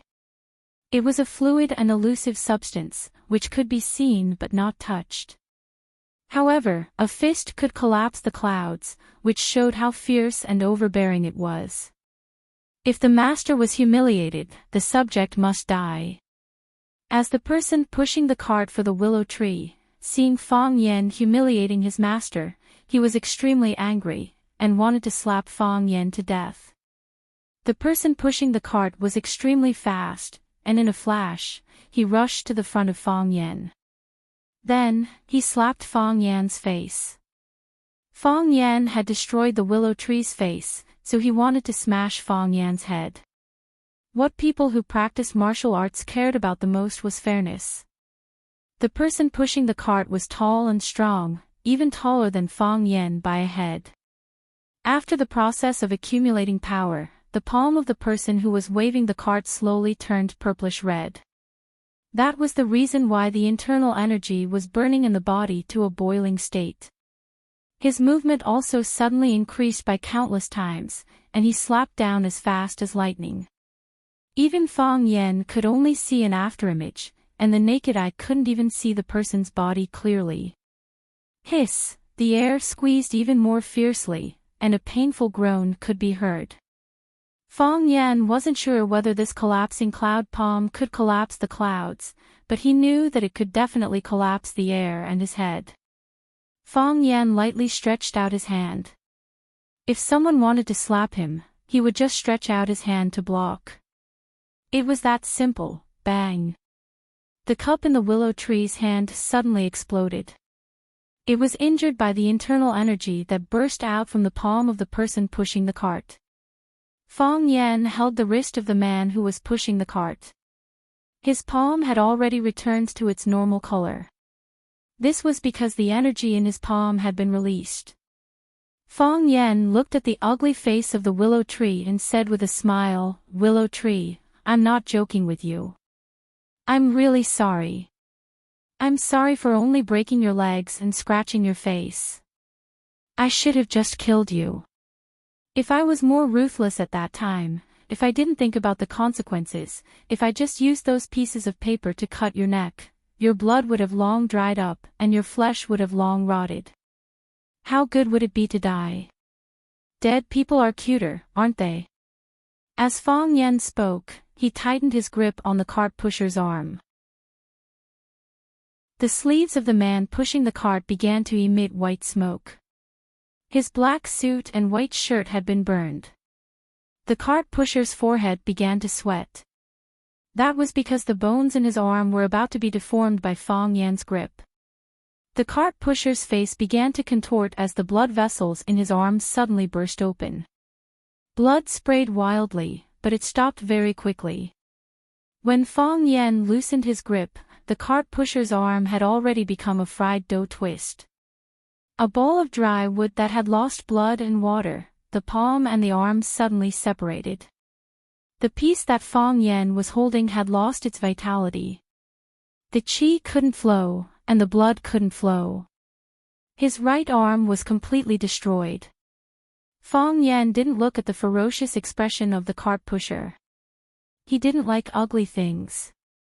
The willow tree also didn't turn around to look, as if the cart pusher had nothing to do with him. Fong Yan also didn't like the willow tree's face, but he still insisted on looking at him seriously and said, "You know what you've done, and I also know what you've done.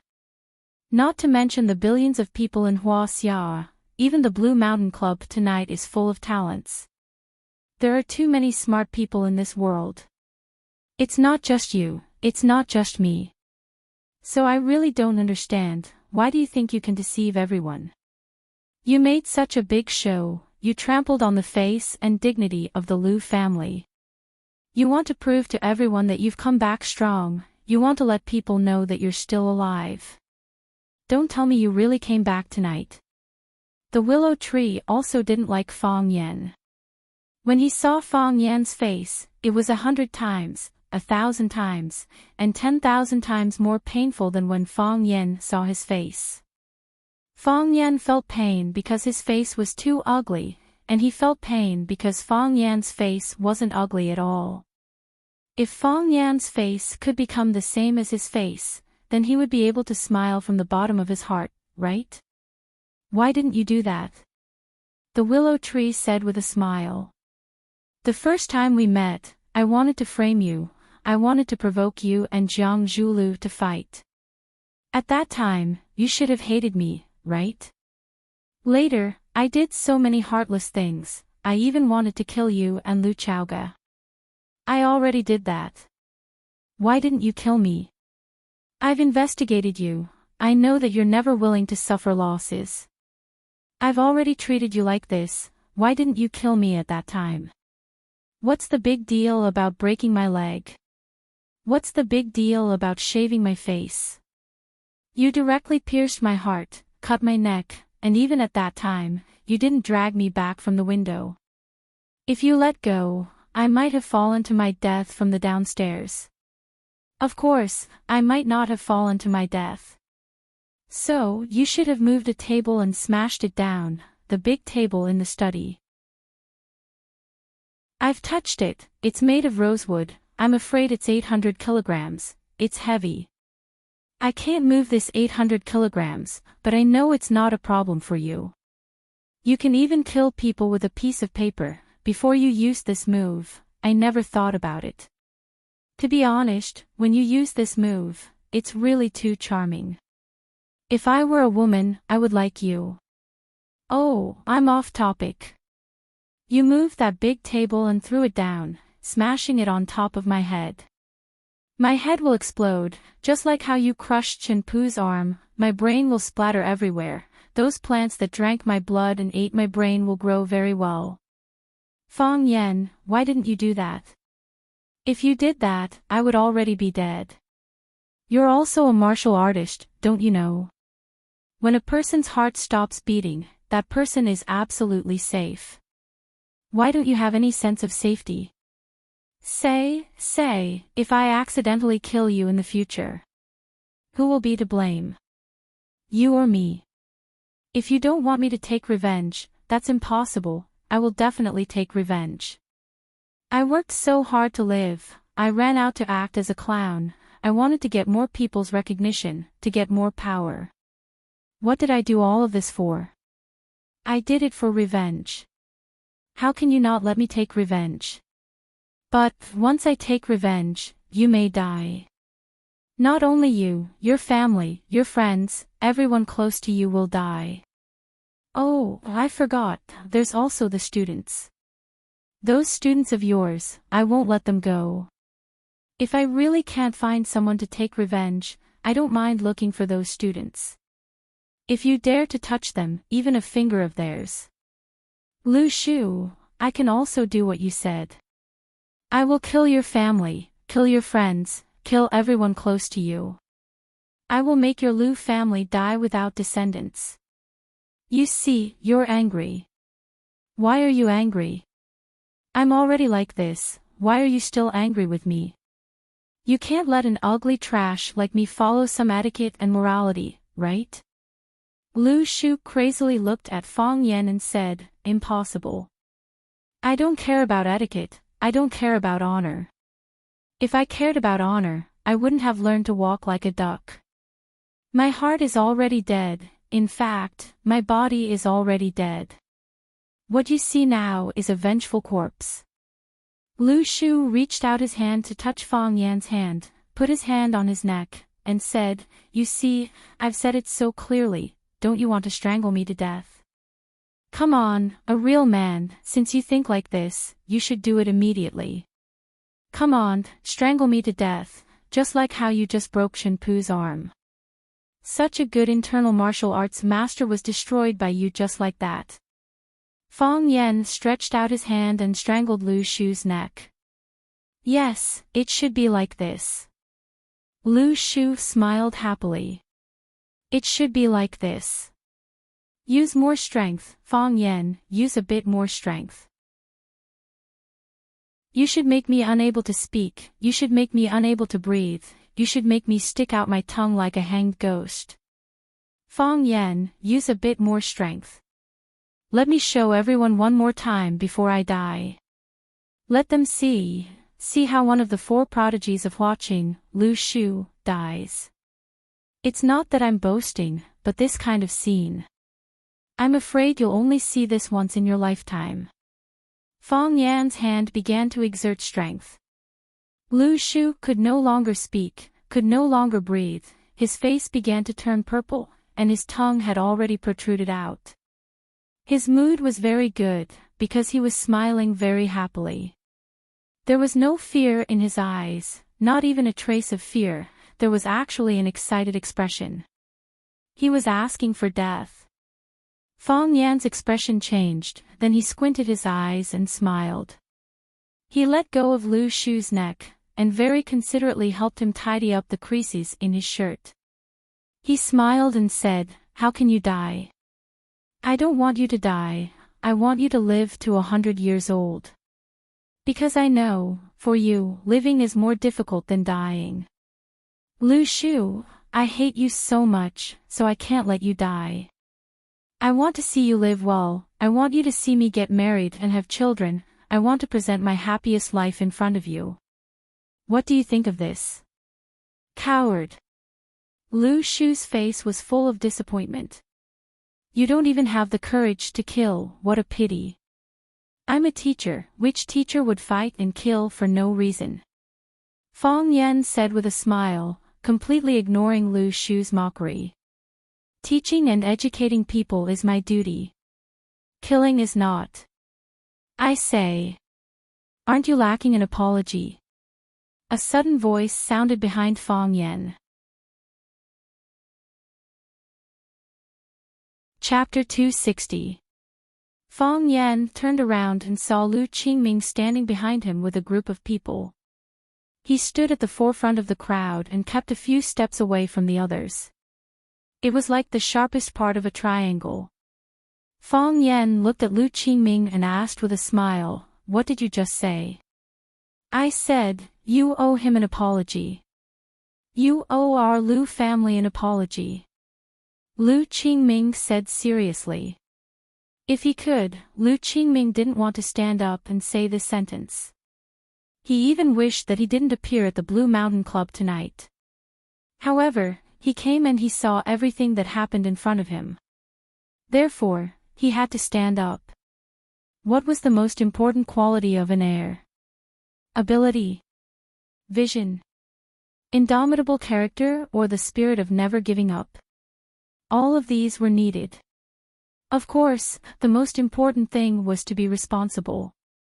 As the future successor of a family, if one pretended not to see when one's family was being bullied by others or acted like a coward, then the successor was obviously not qualified and would be quite disappointing to the family. If he couldn't even protect his own brother, how could those distant relatives or other people who were fighting behind the Lu family dare to hope that he could stand up and protect them when they were in trouble? Lu Qingming knew that Lu Shu did it on purpose.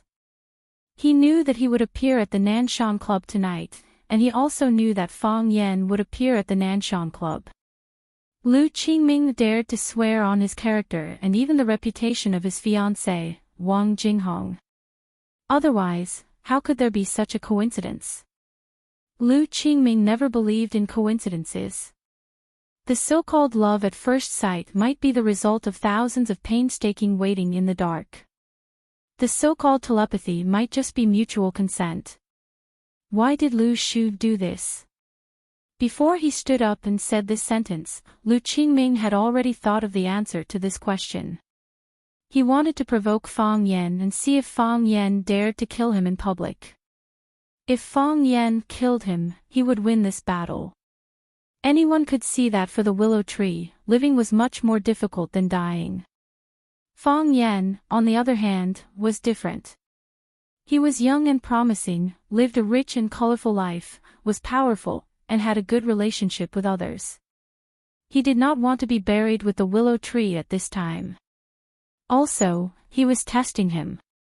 If he stood up for him, then he would definitely have the most intense conflict with Fang Yan. It was even possible that he would be beaten up by Fang Yan. If he was beaten up by Fang Yan, his reputation would be in tatters, wouldn't it? If that really happened, it would be even more uncertain whether the family would continue to nurture him as the heir. There was also another possibility. If he was afraid of Fang Yan and was unwilling to stand out, the family would definitely give up on him and choose another successor. There was no doubt about this. Lu Qingming knew that Lu Shu's heart was filled with hatred. He not only hated Fang Yan, but he also hated himself. He hated this cousin who had replaced him even more. However, he still had to step forward.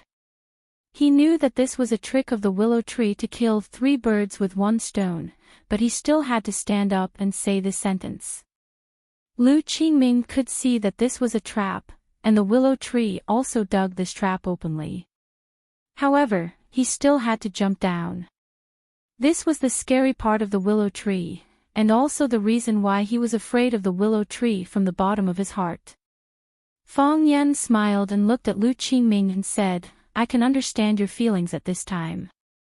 Standing up and saying this sentence must be very difficult for you, right? If I had directly strangled him just now, wouldn't your mood be better?" Lu Qingming frowned and said, "Don't sow discord. This is not what a gentleman should do. Lu Shu is my big brother. No matter what you say, we will be a family. I was trying to sow discord in such a subtle way, but you actually saw through it."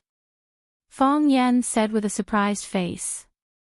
"When I was strangling his neck just now, you must not have seen it, right? If you saw it, you would have come over and asked me to let go. Isn't that right?" Lu Qingming's face was extremely ugly, but it was difficult for him to refute Fang Yan's vicious words. When he came to the Blue Mountain Club, many people saw him. He came earlier than Fang Yan, so naturally, he came earlier than the willow tree.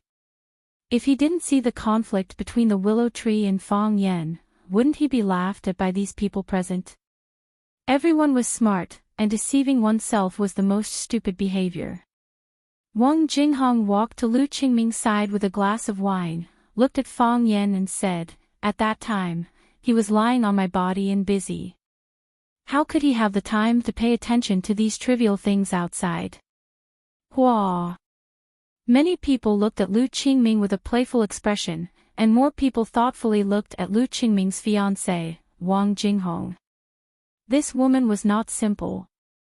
She deliberately said that her relationship with Lu Qingming was so ambiguous, but it also helped Lu Qingming to get out of trouble. She had courage and wisdom. If Lu Qingming betrayed her in the future, perhaps these people present would spurn him for a lifetime.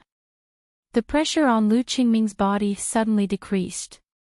He coldly stared at Fang Yan and said, "We don't have anything else, but we have a bit of backbone.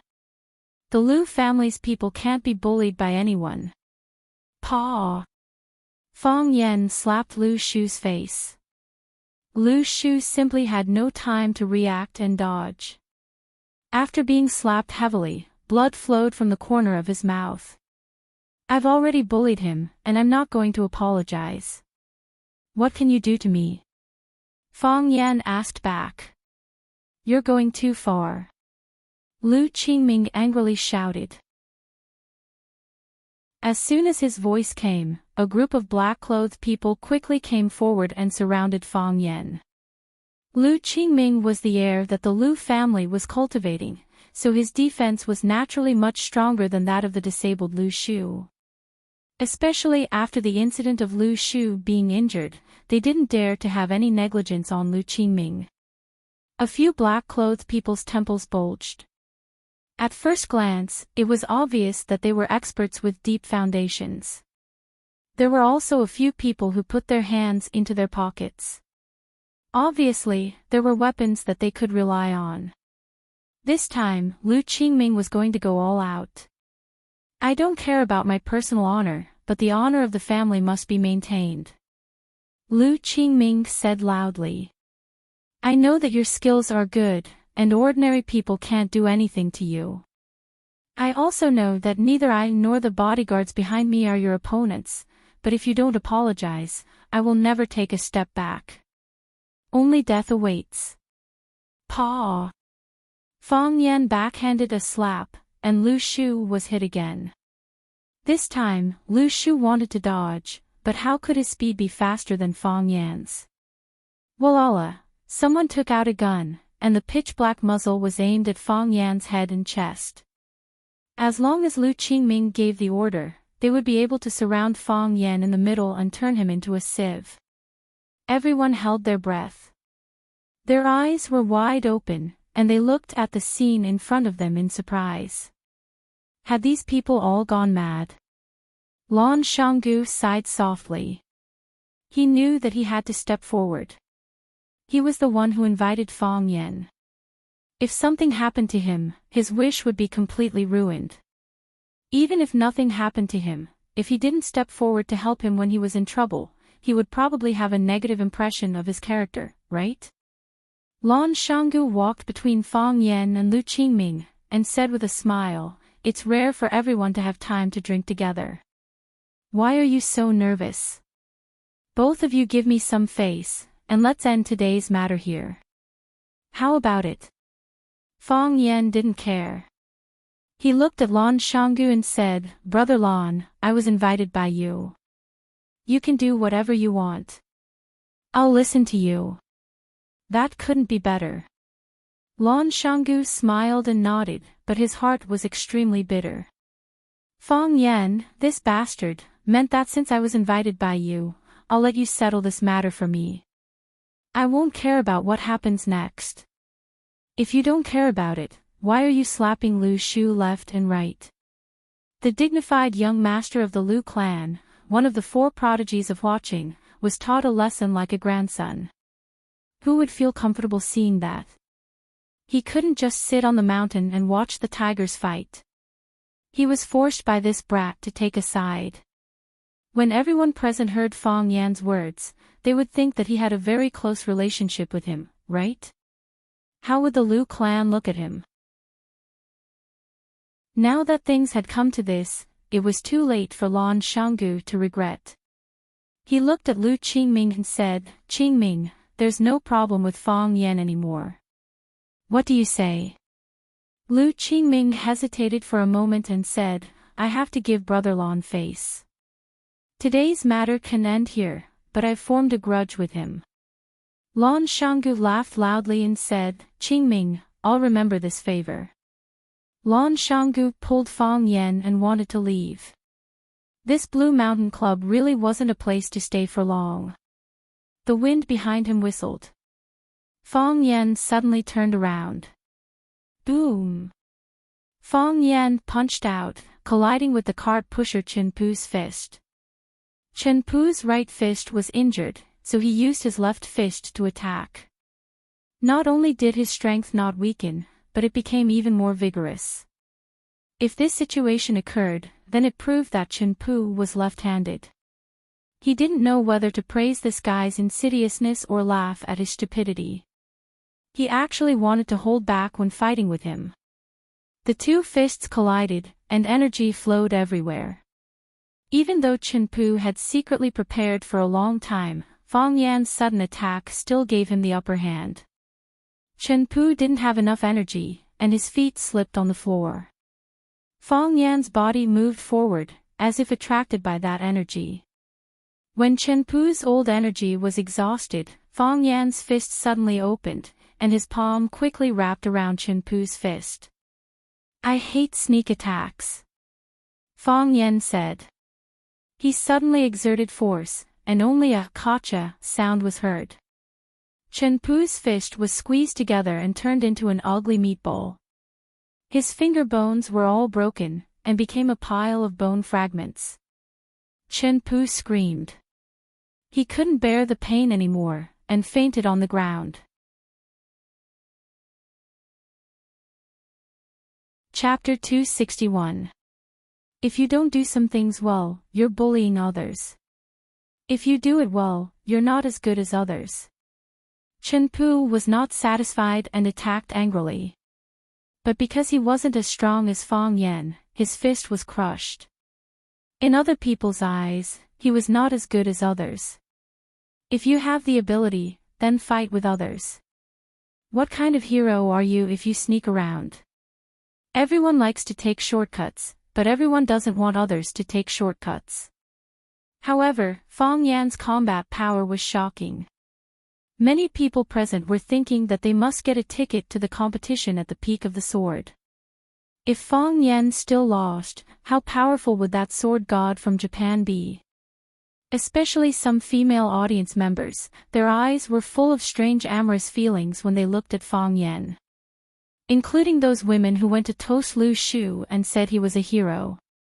Although they felt that Lu Shu's desperate counterattack was very admirable, if they wanted to find a man to sleep with, it would be better to find a handsome young man like Fong Yan.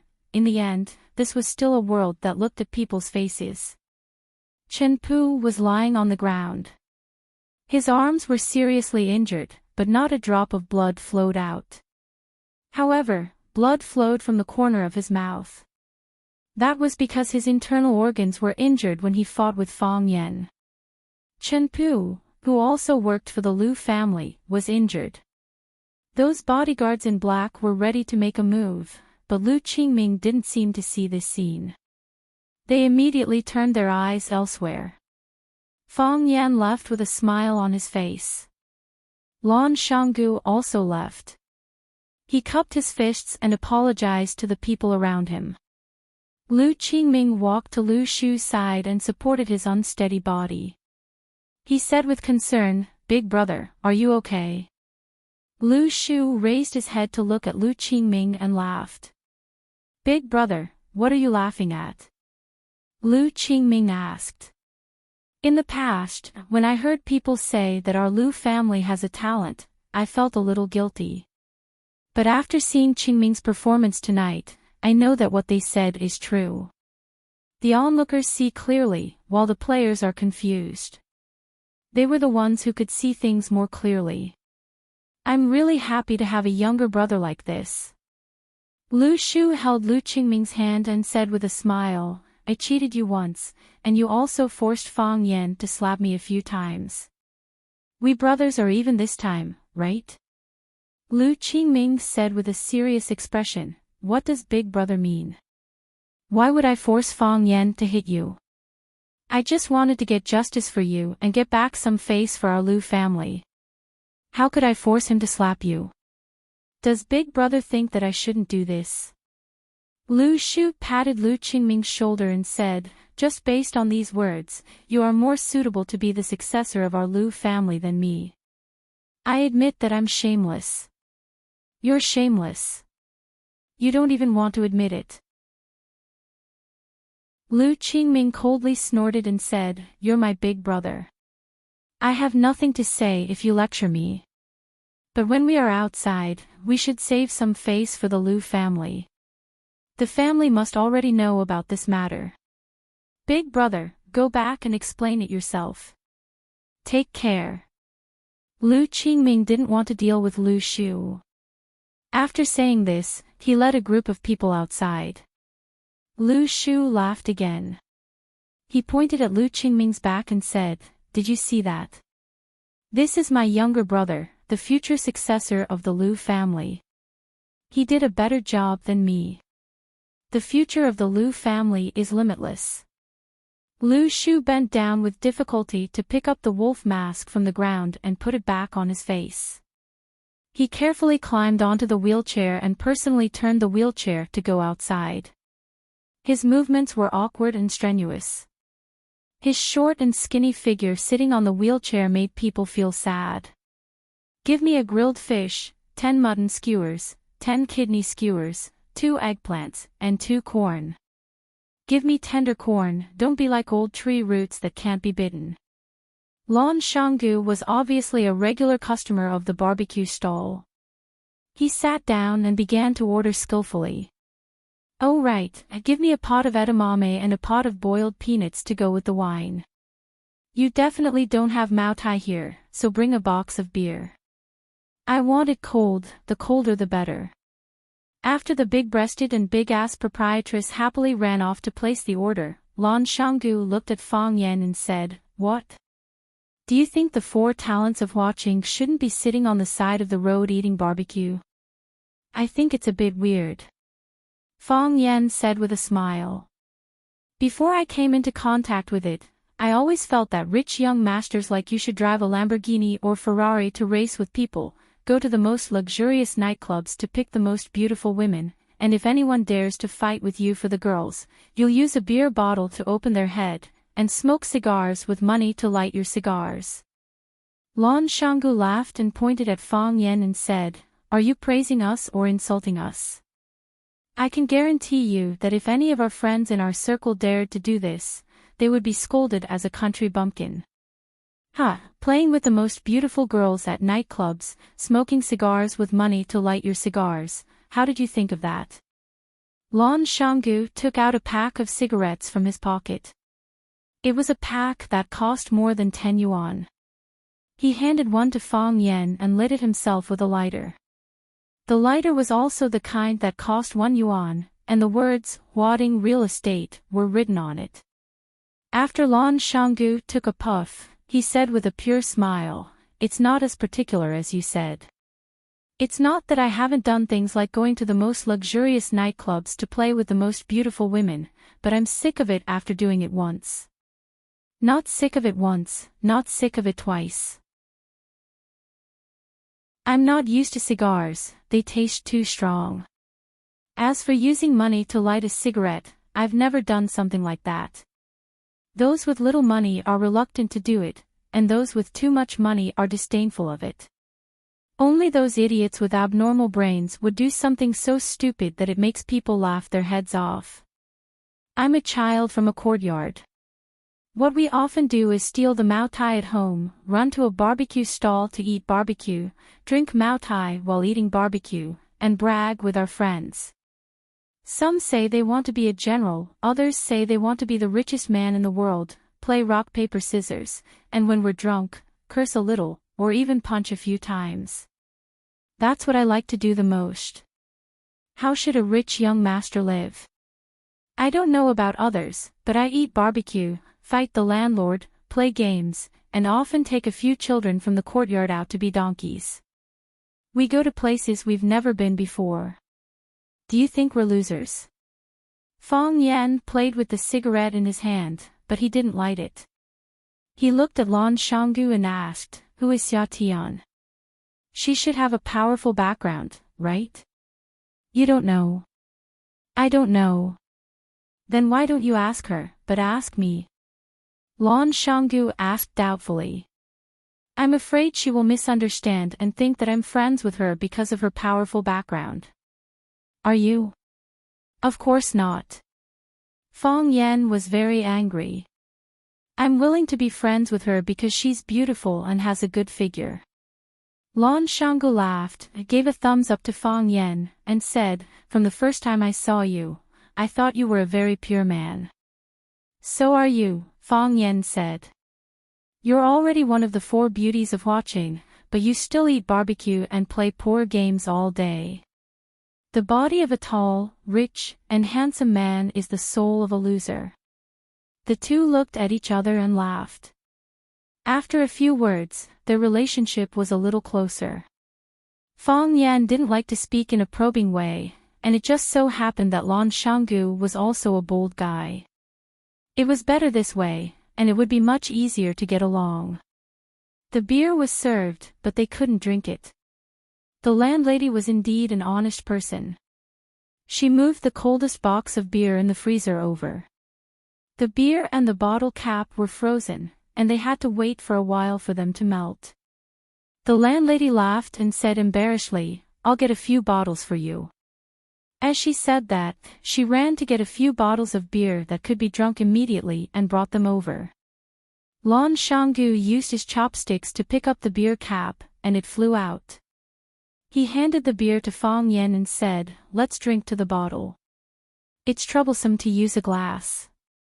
Fang Yan didn't have any objections.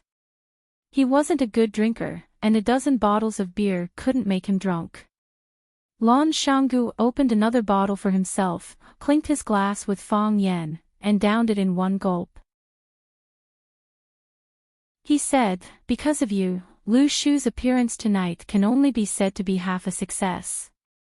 He wasn't willing to be abandoned by his family, and he wasn't willing to be replaced by Lu Qingming. That's why he ran out to play the clown." With such a ruckus, people outside looked at him in a different light. Of course, if you hadn't slapped him a few times, the effect would have been even better. It's not impossible to replace Lu Qingming's position again. Fang Yan shook his head and said, "He can't compete with Lu Qingming." "Why do you say so?" "Because he has already lost," Fang Yan said. "He lost to me in a very disgraceful manner." "That's true. For such an accident to happen, the Lu family would definitely not be able to get over it. Besides, his face has been shaved like this, and the Lu family can't help him up again. If such a person is pushed out in public, does the Lu family still want their face?" Lan Shanggu looked at Fang Yan with a puzzled expression and said, "He hates you, I can understand that. But why do I feel that you hate him even more? When you were strangling his neck, I carefully looked at your expression. I know that you really wanted to kill him on the spot. Is there such a thing?" Fang Yan pretended to be ignorant. "I never wanted to kill him. If I wanted to kill him, I would have done it before. I'm a teacher, I really can't do this kind of fighting and killing."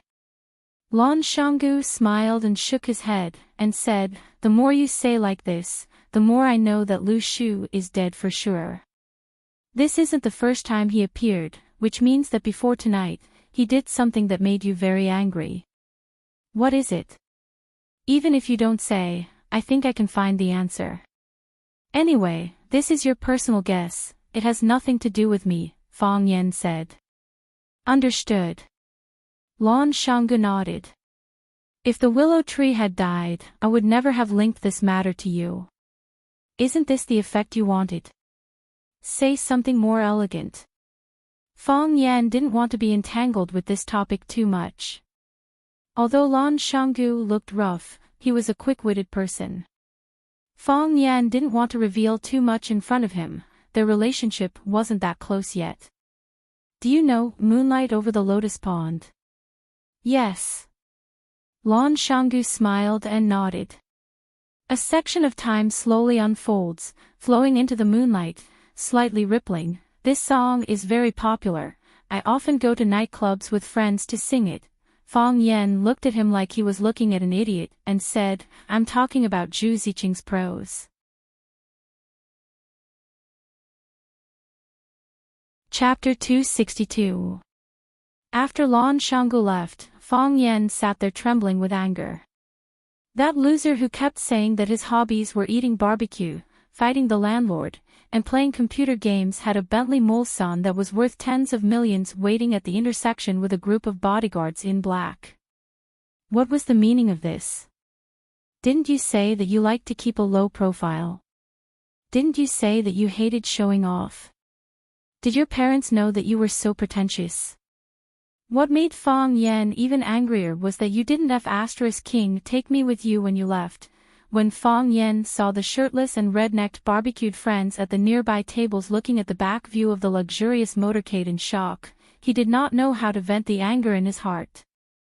The lady boss carefully walked to Fang Yan's side and asked with a smile, that gentleman just now is your friend?" "You misunderstood," Fang Yan said with a straight face. "He's my chauffeur.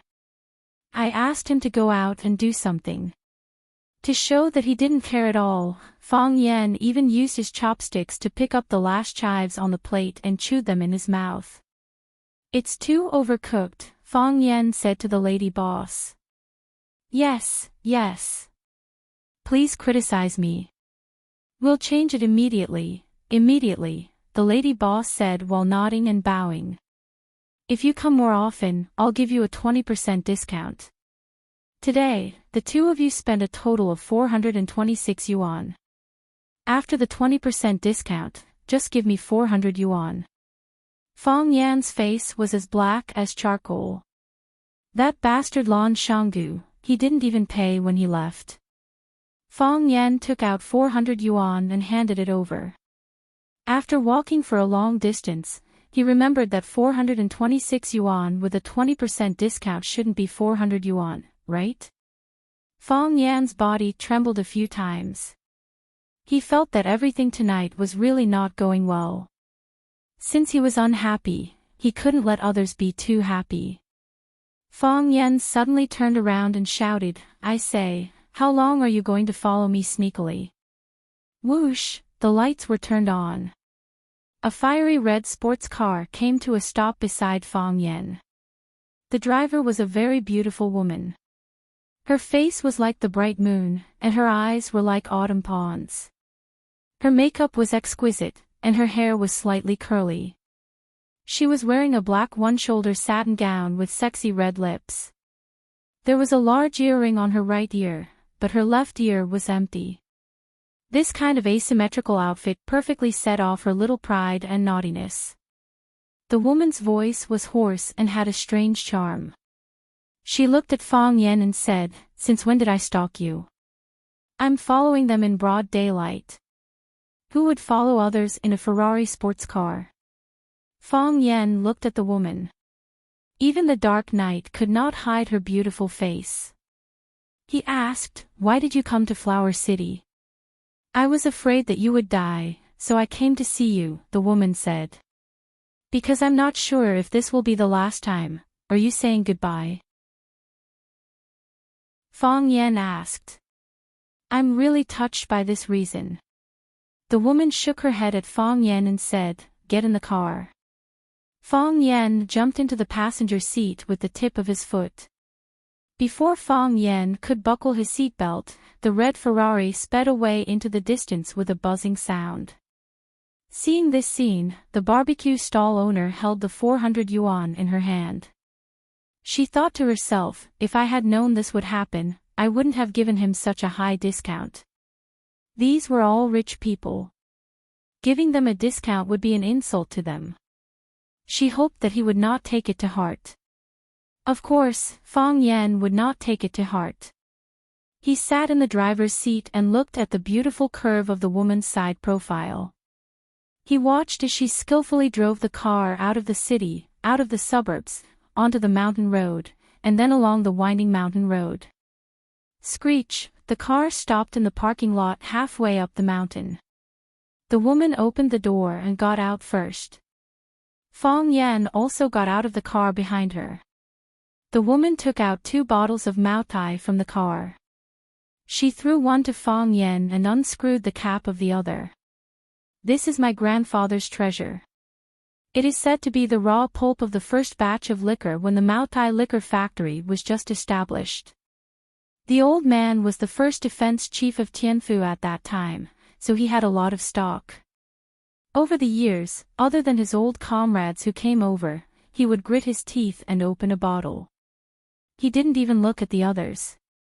This time, I sneaked into his study and stole it when he was asleep." As the woman spoke, she had already slapped the cap off the bottle. She raised her head and took a sip. The woman's drinking posture was bold and unrestrained. Her sexy throat moved, and then half a bottle of thick liquor fell into her stomach. "It's a pity to drink like this," Fang Yan said. He unscrewed the cap and sniffed the rich aroma. After feeling it carefully, he took a small sip. It was spicy but not choking. It melted in his mouth. Fang Yan thought that he should give this bottle to the old drunkard. If he drank such a good wine, he would probably have to practice drunken boxing in the yard for a long time. Wine is meant to be drunk. It doesn't matter how I drink it. The woman's buttock sat on the body of the Ferrari, and half of her body leaned forward. Her plump chest was even more prominent, and her beautiful legs were even more dazzling. The heels of her high heels lightly tapped on the stone floor on the ground, looking leisurely and carefree. This was a rose among flowers. This was the king of birds. Yes, she had a name, Phoenix. "This is your wine. You can drink it however you want," Fang Yan said. Phoenix looked at Fang Yen and said, "Are you afraid?"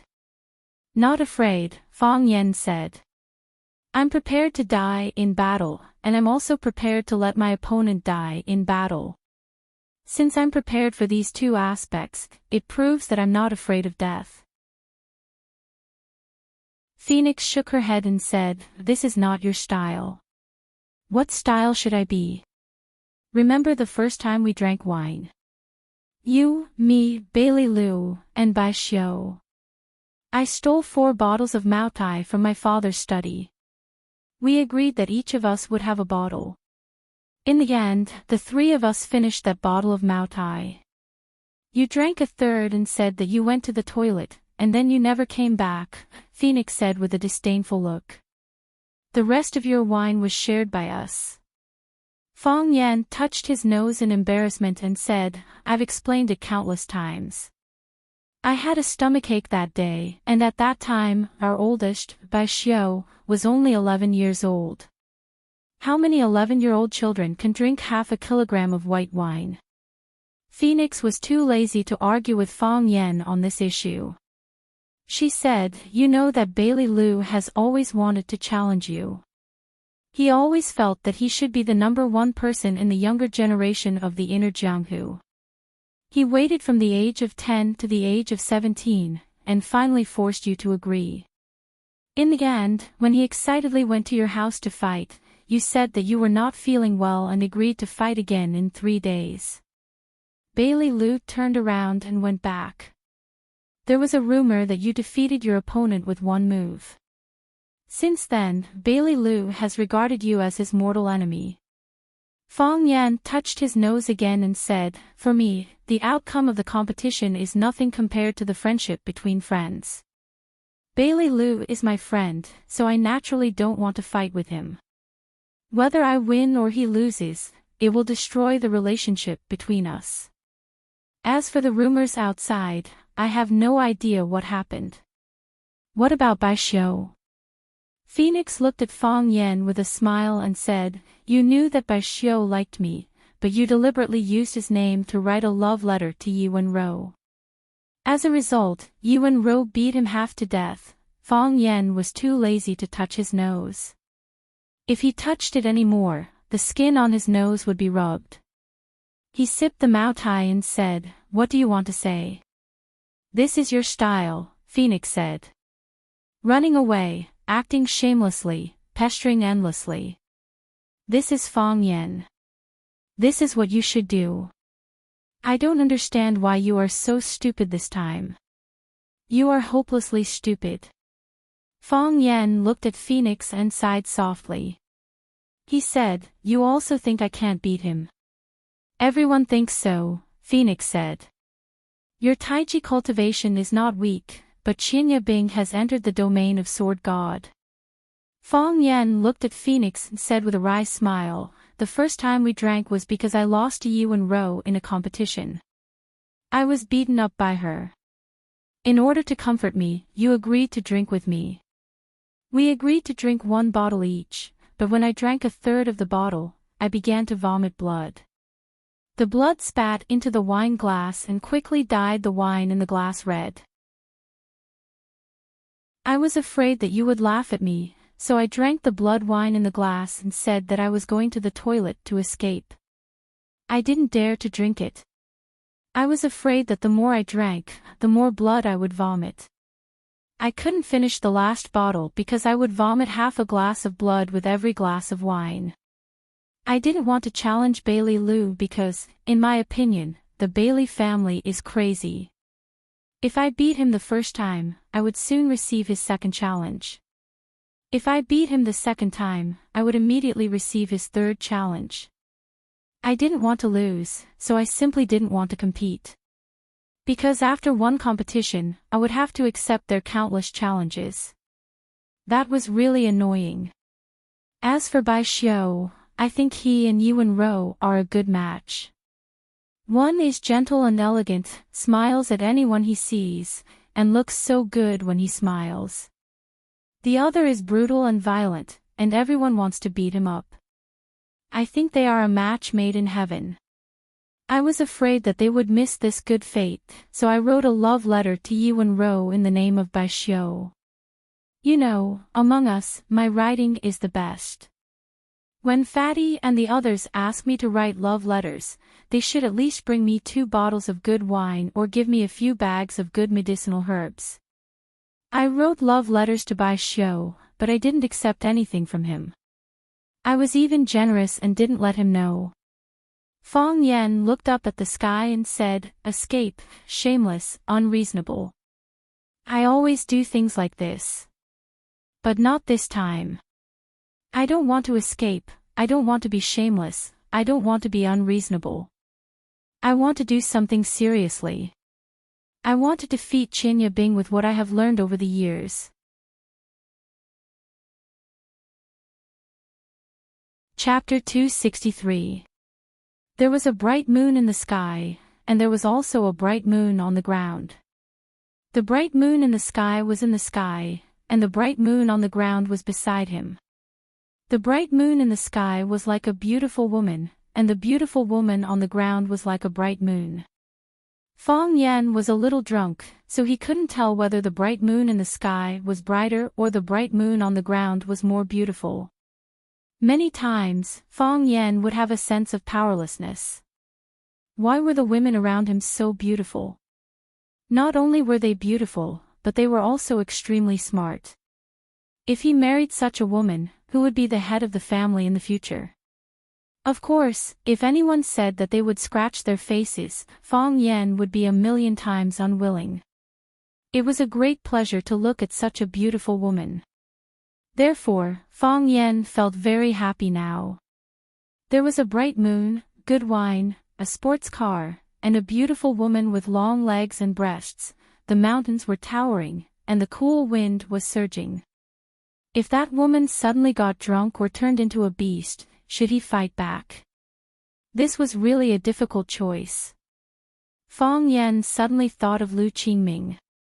When he stood up to help his treacherous brother, he must have experienced a very difficult choice, right? It's not easy for everyone to live. Fong Yan said with a sigh. Gugugu, a woman could actually make such a bold and heroic sound while drinking. The sound was loud, but the way she raised her head and poured the wine into her mouth was really sexy and crazy. Her neck was so slender, her skin was so white, her fingers were so beautiful, and her armpits were so clean. Aw. Phoenix drank the remaining half of the wine in one breath and threw the empty bottle in her hand toward the mountain stream.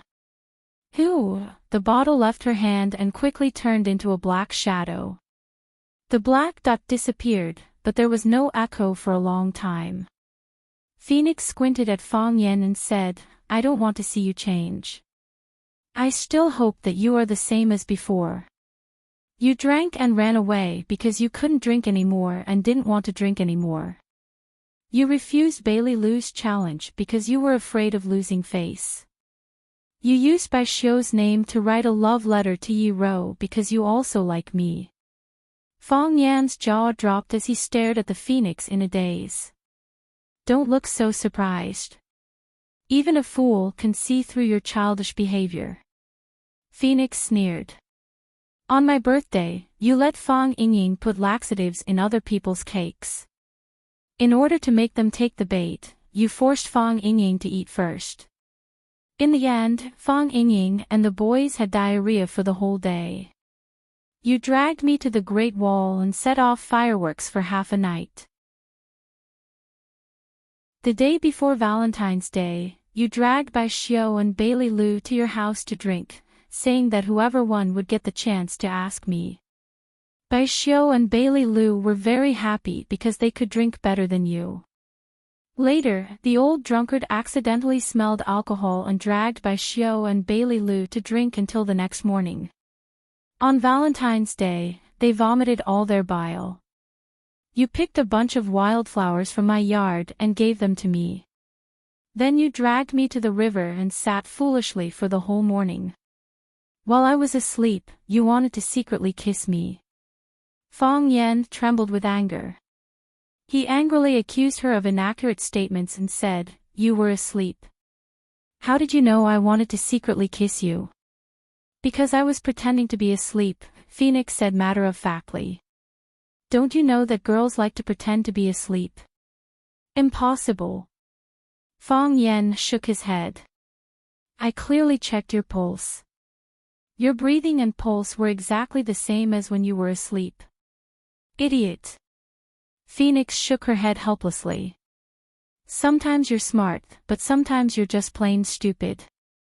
For people like us, how hard is it to disguise our breathing and pulse? I can find 100 ways to do it, okay? Locking one's chi, closing one's consciousness, returning to one. Fong Yan trembled even more and scolded, You idiot woman, you even cheat in this kind of thing. You are busy scheming against others all day long. What other words of yours are true? I don't want you to die. Phoenix looked at Fong Yan and said resolutely, This sentence is true. Bailey Liu hates you, but he doesn't want you to die. So he came. Bai Xiu doesn't want you to die either, but he can't come. He said that you don't like him. If he comes, it will only make your state of mind unhappy. This hypocrite.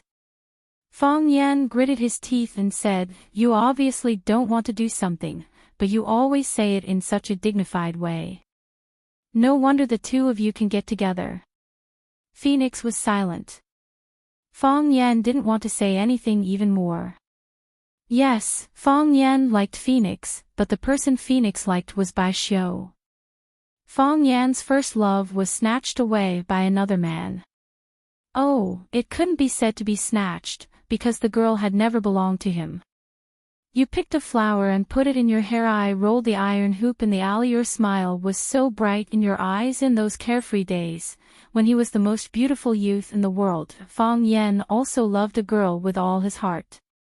On that cold morning, in the snow-covered winter, Phoenix and Bai Xiu walked hand in hand in the snow. Fong Yan's body shrank at the mouth of the alley, like a turtle trying to bury its body in the knee-deep snow. The snow that year was very, very heavy, and the winter that year was very, very cold. Fong Yan cried. He squatted in the snow and cried like an abandoned child. That was Fong Yan's first love, fragile and sensitive. A gust of wind could blow it away. You don't understand, Phoenix said. Bai Xiu and I are the same kind of person. I know, you don't deserve me, Fong Yan said. Phoenix giggled and said, You're right, I don't deserve you. Seeing that Fong Yan was also laughing, Phoenix looked at Fong Yan seriously and added, Fong Yan, what I said is true. All right, Fong Yan said with a wave of his hand. So this is the legendary good guy card. You women are really good at playing this card. Saying that you're too good, that I don't deserve you, and that you should find a girl who deserves you. Rejecting you makes you feel happy. When we realized that something was wrong, you had already turned around and rushed into the arms of another man who wasn't a good person. Phoenix laughed even more happily and said, Right, Fong Yan, this is the real you. Weren't you good in the past? Everyone thinks you're shameless and despicable, but no one has ever worried about your safety. Bailey Liu once told me that the three of us have grass growing on our graves. Maybe you've even grabbed the little girl's hand to read her fortune. Fong Yan, why do you want to change? Not because you've grown up, not because you've matured. Who said that you have to die once you've grown up? Who said that? Who said to let him die once in front of me? Fong Yan looked up at the bright moon in the sky. The light of the bright moon also shone on his delicate face. His eyes were firm and his voice was soft as he said, I want to win glory for the country. Phoenix left. She left in a rage. When she heard that Fong Yan insisted on fighting to the death in the Qianya military department because he wanted to win glory for the country, she felt as if she had been poisoned by hundreds of strange poisons. She couldn't stay any longer. She was afraid that she would be angered to death by Fong Yan. If Phoenix became a dead bird, that would not be beautiful. Fang Yen felt sad. They did not understand his feelings. At this moment, the sports car came back with a buzzing sound. Phoenix threw the car behind Fang Yen and jumped down from the driver's seat. She strode toward Fang Yen. Fang Yen stepped back and sat down on the body of the sports car. Fang Yen, I will give you another chance. You confessed to me once. If I'm moved by what you say, maybe I'll consider giving you a surprise. On this mountainside, no matter what we do, no one will see us, right? Phoenix's body was lying on top of Fang Yan's body. Her hands were propped up on the car, creating a huge gap between the two of them. It was precisely because of this huge gap that Fang Yan was able to get a panoramic view of her full chest. This woman has quite the body. Fang Yan thought to himself. If you marry me, you might soon become a widow and inherit all my assets. Fang Yan said. He felt that his words were very convincing. If Phoenix were to become a widow and inherit all his assets, wouldn't she be able to find as many handsome men as Bai Xiu in the future? Bang! Phoenix's fist struck Fang Yan's stomach.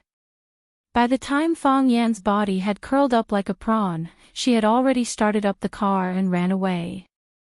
Wait, she drove the car away. Fang Yan opened his mouth to shout out. However, all he could see was the Ferrari swallow-tailed and sexy little buttocks. She actually drove the car away. They were in the middle of this barren mountain. How was he supposed to descend the mountain? How was he supposed to return to the city after descending the mountain? How was he supposed to return home after returning to the city? Fang Yan stood at the edge of the cliff and watched as Phoenix drove the sports car through the mountainside like a yellow bolt of lightning. He could not stop himself from grinning. As expected of the woman I once liked. She is so heartless. Fang Yan picked up the half-empty bottle of Mao Tai on the ground and sang as he made his way to the foot of the mountain. The golden shield, forged by hot blood, reveals itself in times of danger, reveals itself. For the smile of the mother, for the harvest of the earth. Regardless of what others thought, tomorrow at this time, he would fight against the Thousand Leaves army at the summit of Solitary Sword Peak. For the smile of the mother, for the harvest of the earth. Fang Yan howled like a wolf. Chapter 264. I think Junior Marshal Uncle looks good in this white robe. He looks especially spirited. At first glance, he looks like Prince Charming. Our eternal Prince Charming, Lu Dehua, also said that if a man wants to be handsome, he must wear white. Fang Yingying said, holding a robe in his hand. I think it's better to wear black. Black makes Junior Marshal Uncle look capable, serious, and cold. If Junior Marshal Uncle can't beat the old monster of the Chiba army, wearing this will make it easier for him to slip away. Think about it, the whole mountain is dark.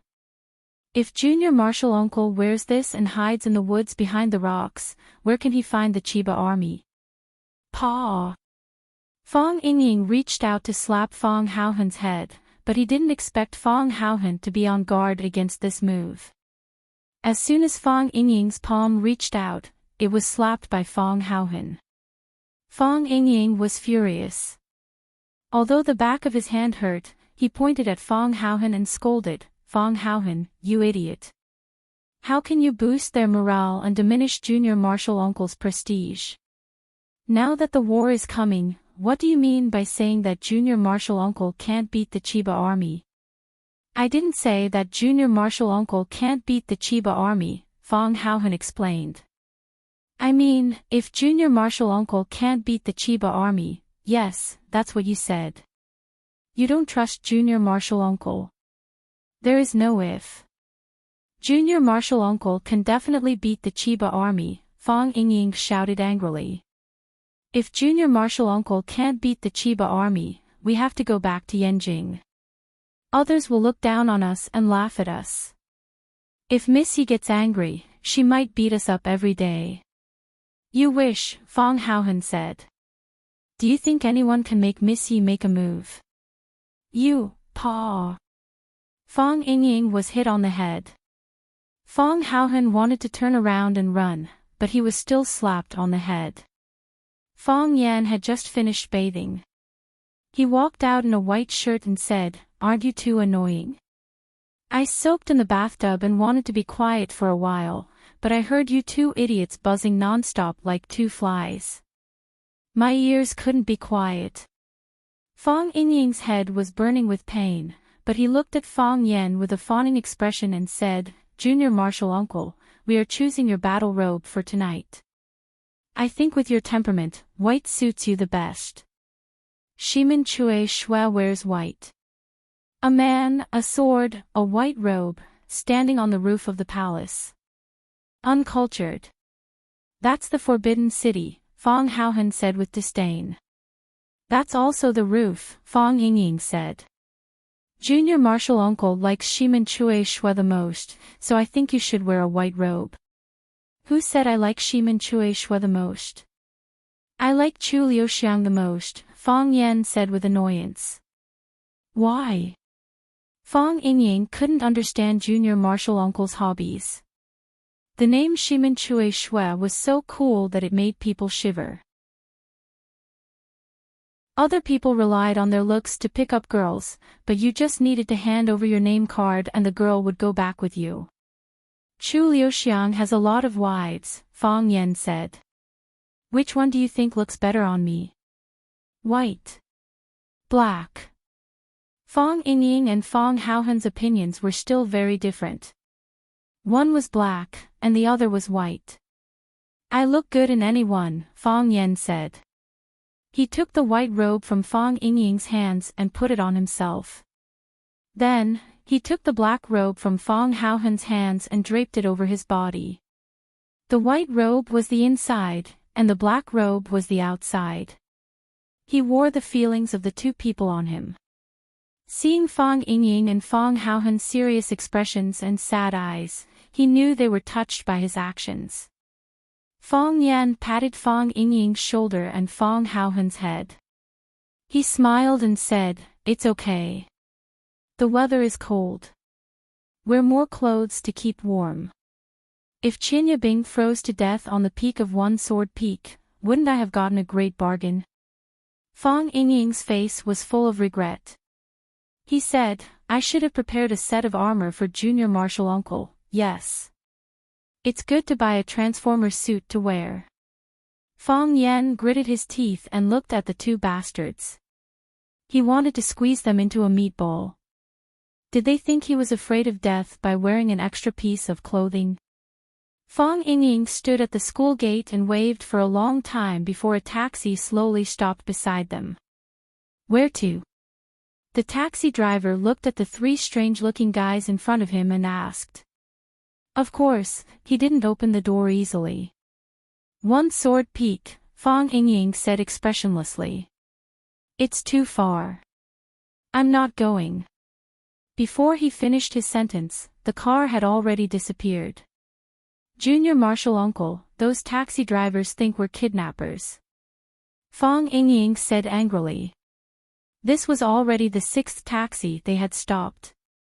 Every taxi driver saw the expressions of the three of them, heard about their destination, and drove away.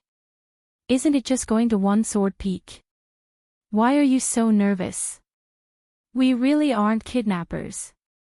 Are there kidnappers who are dressed so formally?" Fong Yan felt extremely sad. He was going to win glory for his country. He was an iron-blooded man who was going to fight to the death with the Japanese sword god. Why couldn't he even hail a taxi? Is this how you treat your national heroes? Fong Yan suddenly felt that he would never love again. He wanted to turn around and go back to sleep. "Use a taxi hailing app," Fong Haohan said. "I set the tip to be 50 yuan. Thankfully, with this 50 yuan tip, a taxi finally took the initiative to stop beside them. "To One Sword Peak?" the black-faced taxi driver asked. Fong Yan, Fong Yingying, and Fong Haohan were about to think of a reason to go to One Sword Peak in the middle of the night when the taxi driver asked the second question, to watch the martial arts competition. You already know. Fong Yan looked at the taxi driver in shock. Hey, I've sent 2 groups of people there, the taxi driver said proudly. Otherwise, who would be willing to go to such a dark place? Many people went there. Many. I heard that the Guanyin platform at the foot of One Sword Peak is almost full. Ordinary people won't be able to watch this kind of competition between peerless masters, right? Fong Yan said. He thought that it was a big loss not to sell the tickets in advance. Bah, there are no peerless masters these days. Aren't they just bragging about themselves because they want to be famous? What Tai Chi Grandmaster? What Japanese sword god? It's probably not as good as the martial arts competition I watch every night. Fong Yan touched his face. Fortunately, there was no saliva. Seeing that he still needed to find the way, Fong Yan resisted the urge to kill him. Fong Yingying understood Fong Yan's mood and said in a low voice, Junior Martial Uncle, I can also drive. Shut up, Fong Yan said. The taxi driver drove to the Guanyin platform and refused to leave. He said, it's 160 yuan in total. Plus the 50 yuan you said, it's 210 yuan in total. Brother, do you need a receipt? Fong Yan looked at the dense crowd at the Guanyin platform and said, Master, can we go up? We're only halfway up the mountain. Oh, brother, it's not that I don't want to go, but look at the traffic ahead. I can't go even if I want to. The taxi driver complained. Fong Yingying paid the driver. They got out of the car and walked toward the top of Mount E Sword. Melon seeds, peanuts, beer, binoculars, hey, there are people who come here to do business. These merchants were really all pervasive. Mount E Sword was an undeveloped mountain range. It used to be the base camp of the racing gang. Today, the mountain road was full of cars. The racing gang didn't have a chance to show off. But when they parked their gorgeous sports cars at the Guanyin platform, they received more exclamations and envy than if they won the racing championship 100 times. The higher they went, the more rugged the mountain road became. In the end, there was no way to go. This was also the reason why most people stayed at the Guanyin platform. It was very dangerous to climb the mountain in the middle of the night. If they accidentally rolled down, they might even lose their lives. Of course, such steepness was not an obstacle for Fong Yan, Fong Yingying, and Fong Haohan. They ran as fast as they could to the top of the mountain. Looking at the moon in the sky, their minds wandered. It's so cold, Fong Haohan said. Junior Martial Uncle was really smart. He put on 2 coats in advance. Fong Yingying didn't say anything. He stood at the top of the mountain with his head held high, bathed in the cool wind and moonlight. It seemed that he was about to face a battle of life and death. This feeling of immersion was really wonderful. Which martial artist didn't want to stand at the top of the world? At this moment, a white figure dashed up the mountain at high speed. His figure was like a white ape, a cheetah, and an immortal born in the world. He didn't need to climb with his hands. With a tap of his feet, he jumped several meters up. Those odd-shaped stones and barbed thorns didn't bother him at all. In the blink of an eye, Chiba Hirobumi was already standing in front of Fong Yan. You are very punctual, Chiba Hirobumi said with a smile. This is the traditional virtue of our Huaxia people, Fong Yan said. Chiba Hirobumi pointed to the crowd on the mountainside and said, a lot of people came. It's normal for an expert like me to have 300 to 500 fans. They all want to see me defeat you with their own eyes. Chiba Hirobumi chuckled and said, someone deliberately released the news. They want you to die. They want you to be defeated in front of countless people. They want you to lose your reputation. It seems that your relationship with people is really bad.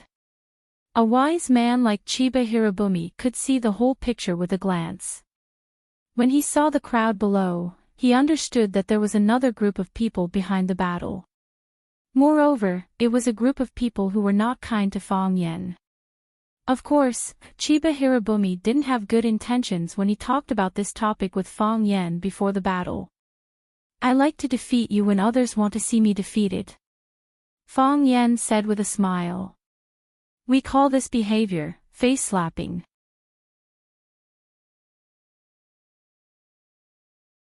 Chapter 265. When Fong Yen was very young, there was a question that he could not understand. Why did Shiminchueshua and Yigu Ching have to fight on the summit of the Forbidden City?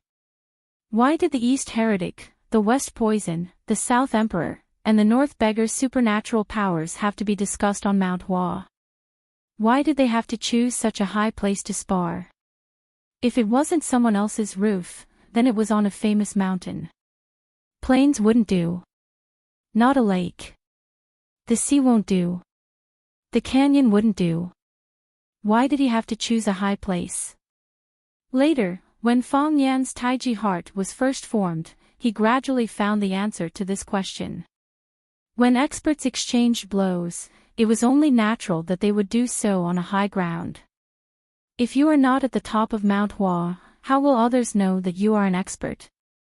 If you climb to the top of Mount Everest to fight, then you would be a peerless master. If you went to outer space to fight with people, you would be a transformer. Besides, such a name sounded impressive, didn't it? If Shiminchueshua and Yigu Qing went to Zhangjiago to have a sword duel, others would say that it was a duel at Zhangjiago. Would Shiminchueshua and Yigu Qing still have the face to go out and meet people in the future?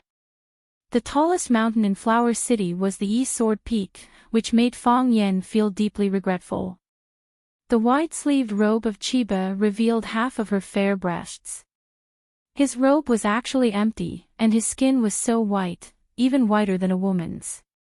This filled Fong Yan's heart with anticipation.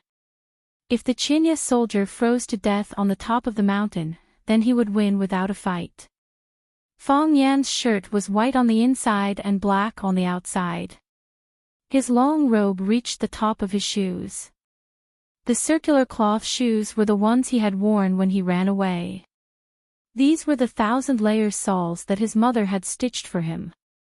Not only was it sturdy and durable, but it also had emotional support.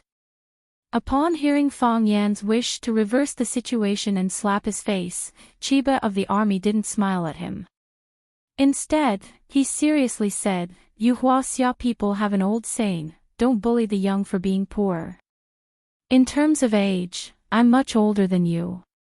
Fong Yan sneered and said, "I thought you didn't know. What kind of hero are you to challenge me at such an old age?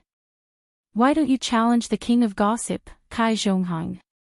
Why don't you challenge the martial arts fanatic Ho Zhendong? Why don't you challenge householder Weed?" The people that Fong Yen called out were all people that he didn't like or wanted to defeat. If the Chiba military department had issued a challenge to them in advance, then Fong Yen could have saved a lot of time and energy. In the darkness of One Sword Peak, the roars of several men could be heard. "Yellow-haired brat, you yellow-haired brat. If this Japanese kid can't kill you, I'll definitely tear you into pieces. I'm going to die of anger, I'm really going to die of anger. Don't stop me. Let me fight that B***starred who has no sense of propriety. I'll let him know the power of our 8 trigram school. I'm Blue Cloud, the useless disciple of householder Weed. Fong Yen, if you don't die today, I'll definitely challenge you tomorrow." The most awkward thing happened. You thought that you were talking behind someone's back to attract enemies, but you didn't expect that the person you were attacking and slandering was standing behind you and watching coldly. Of course, after hearing Fong Yan's words, their gazes were no longer cold, and they could no longer watch from the sidelines. All of them shouted and cursed, wanting to rush forward and kill Fong Yen before the Chiba military department did. Fong Yingying and Fong Haohan looked at each other. Fong Yingying's face was pale as he said, "How many people did Junior Martial Uncle offend with just one sentence? I don't know about the others, but the 8 Trigram School's householder Weed and that martial arts fanatic Hojindong will definitely fight to the death with our family. Junior Martial Uncle is Junior Martial Uncle. It's amazing how much hatred he can garner. If Junior Martial Uncle wins today, we'll stay away from him tomorrow." Fong Yingying exhorted. If Junior Martial Uncle lost or died, then everything would be over. People in the martial arts world would also pay attention to a person's death. No matter how much they hated Junior Martial Uncle in the past, they would not take revenge on his family after he passed away. However, if Junior Martial Uncle won today, those people would take revenge on him crazily. Junior Martial Uncle was a despicable person with high martial arts skills, so he was naturally not afraid of them. These 2 little followers couldn't bear such a blow of anger. "I've already thought about it. If Junior Martial Uncle wins today, we'll buy tickets to go back to Yanjing tomorrow." Fong Haohan nodded and agreed with Fong Yingying's words. He felt that this was the first time his big brother had spoken so reasonably. Fong Yan was very angry. He pointed at the crowd in the darkness and scolded, "Are you done? I'm recommending our Huaxia's elite martial artists to the Japanese sword god. The reason why I mentioned your names is because I admire you. Why don't I let him challenge Fong Yingying and Fong Haohan? Because it's not necessary." Fong Yingying and Fong Haohan wanted to buy tickets to go back to Yanjing now. "Yellow hair boy, wait to die, Grandpa doesn't need your admiration. If you lose, we'll naturally challenge that old guy. Master's name is not something you can call out." Fong Yan, prepare to die. He was fighting an international enemy to the death, but there was a group of bastards hiding in the darkness and scolding him. Fong Yan felt that these guys were really too embarrassing. He picked up a stone from the ground and threw it toward the place where there were many people in the darkness. The stone flew out, but it didn't make any sound. When Fong Yan was wondering where the stone flew to, the big stone smashed toward Fong Yan at a faster speed. Before Fong Yan had time to fight back, countless stones flew out from the darkness. Fong Yan covered his head and ran away, shouting, "Hero, help me fight back." "Okay, Junior Martial Uncle." Fong Yingying agreed readily, then picked up the stone and threw it at Fong Yan. Such a Junior Martial Uncle didn't matter, he just wanted to smash him to death. After everyone was busy for a while, Fong Yan came out of the corner with a smile and said to Chiba, who was standing still and waving his sleeves to throw the stones away, "Look, our Huaxia people are so enthusiastic. You have achieved your goal. There are 3 people who are worth fighting," Chiba Hirobumi said as he looked at Fong Yan. He looked very calm. "What are their names?" Fong Yan had purposely attracted the stone formation to create psychological pressure on the Thousand Leaves division. It was just like how Chiba deliberately mentioned to Fong Yan that someone deliberately released the news of their battle to ruin Fong Yan's reputation. This kind of thing made people feel uncomfortable. For super martial artists like them, a storm was like taking a stroll in the park, and they wouldn't bat an eyelid even if Mount Tai collapsed in front of them. However, a straw could also crush a camel. Before that straw was put down, one had to keep pressing stones on the camel. Chiba was pressing stones on Fong Yan, and Fong Yan was also pressing stones on Chiba. This was a psychological battle, and the pressure was already formed as they talked. "I've already said that they are Grandmaster 8 Trigrams, martial fanatic Hojindong, and Weed Hermit's disciple, Qing Yun.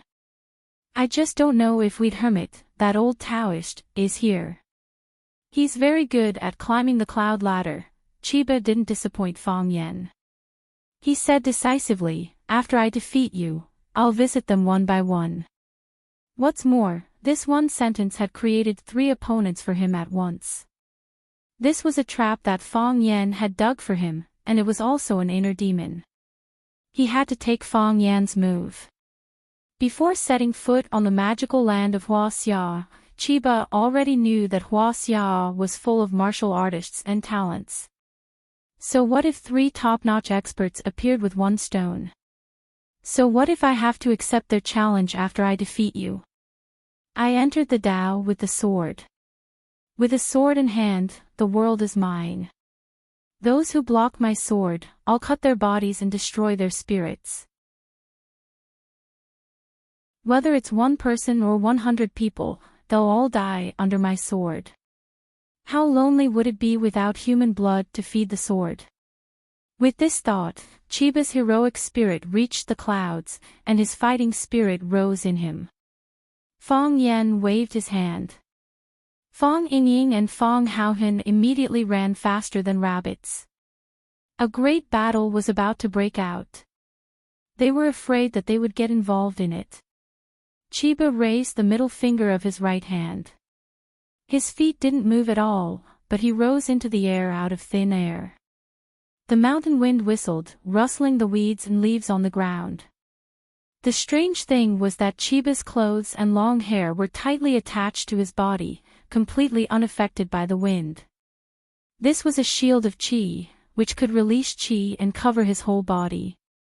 Fong Yan knew that at this moment, Jinya's Department of War could not be touched by wind, rain, or mosquitoes. With this person's profound cultivation, even if an ordinary person hacked at him with a saber or axe, they would not be able to harm him. This was the world of high-level martial artists, which was also the inner Jianghu that ordinary people didn't know. Fong Yan was the opposite of Chiba's. He stretched out his arms, and the black robe covering him was blown away by the mountain wind. The wind was soft and gentle, helping him take off his cumbersome clothes very skillfully. The tip of his right foot touched the ground and began to draw a semicircle in front of him. If you looked carefully, you would find that the tip of Fong Yan's foot didn't actually touch the ground. It didn't even touch the weeds and mud on the ground, but there was a clear semicircle on the ground. Some weeds and leaves were cut, giving off the sweet smell of juice. Fong Yan was dressed in white. Just his good looks alone made people feel that he was extremely handsome and suave. Fong Yan bowed slightly, and his plum blossom steps were natural. His hands also danced with his body consciously. The wind was blowing, and he was blowing with the wind.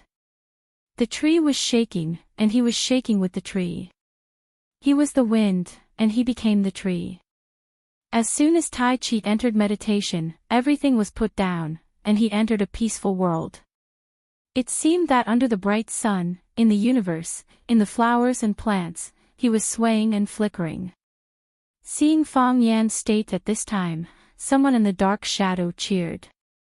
Tai Chi is most particular about starting momentum. Starting is part of Tai Chi, and it is also the beginning. Quiet like a 1,000-year-old pine and cypress, 10,000-year-old tortoise, moving like a river dam, wind and thunder rolling, stars falling, planets crashing. This kid actually has the momentum of wind and thunder when he moves. Interesting. Chiba heard the comments of the outside world. In his world, every flower, every grass, every insect, every bird, every sound was captured by him at will. In his absolute wall domain, he was the god that ruled the world. This was somewhat similar to Fong Yan's heart of Tai Chi. All methods returned to the origin. The origin of the world was unique. Anything that was done to the extreme would enter the same domain. Since he had already entered the battle, then he would abandon the noise and use his most powerful killing move to defeat and kill the opponent. This was respect.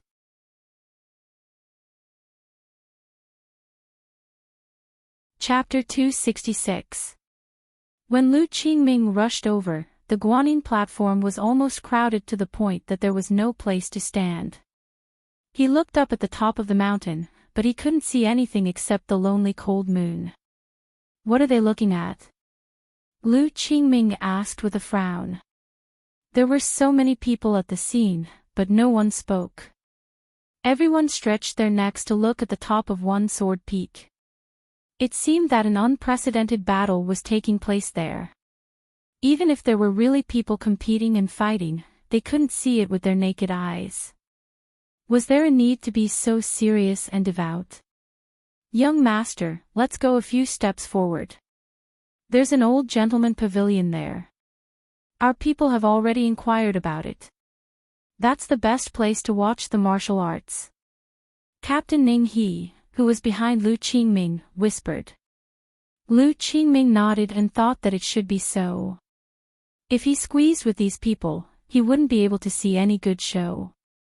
He could only look at these black heads and smell the hot, sweaty odor coming from their bodies. The Old Lord Pavilion was a simple and crude pavilion, with 4 stone pillars and an arched dome. There were no tables or chairs, and it was even difficult to shelter from the rain and wind. It was said that when Taishang Lao Jun climbed the mountain, he rested here, and later generations built a pavilion at the place where Lao Jun rested. Wasn't Taishang Lao Jun an immortal? With a wave of his sleeves, he could go beyond the 9 heavens. Why did he have to rest halfway up the mountain after climbing one sword peak? When Lu Qingming came over, there were already several black figures in the pavilion. What was even more surprising was that they had prepared their own wooden tables, chairs, fruits, and wine for themselves. Lu Qingming's eyes turned cold. When he was about to ask Ning He who those black shadows were, someone took the initiative to greet him. Qingming, come here quickly. It's really boring to drink alone. You came at the right time. Jiang Zhulu. This was the voice of Jiang Zhulu, who rarely appeared outside recently. Lu Qingming didn't like to deal with Jiang Zhulu because he felt that the father and son, one was silent and treacherous, and the other was gentle and cunning. Neither of them were good people.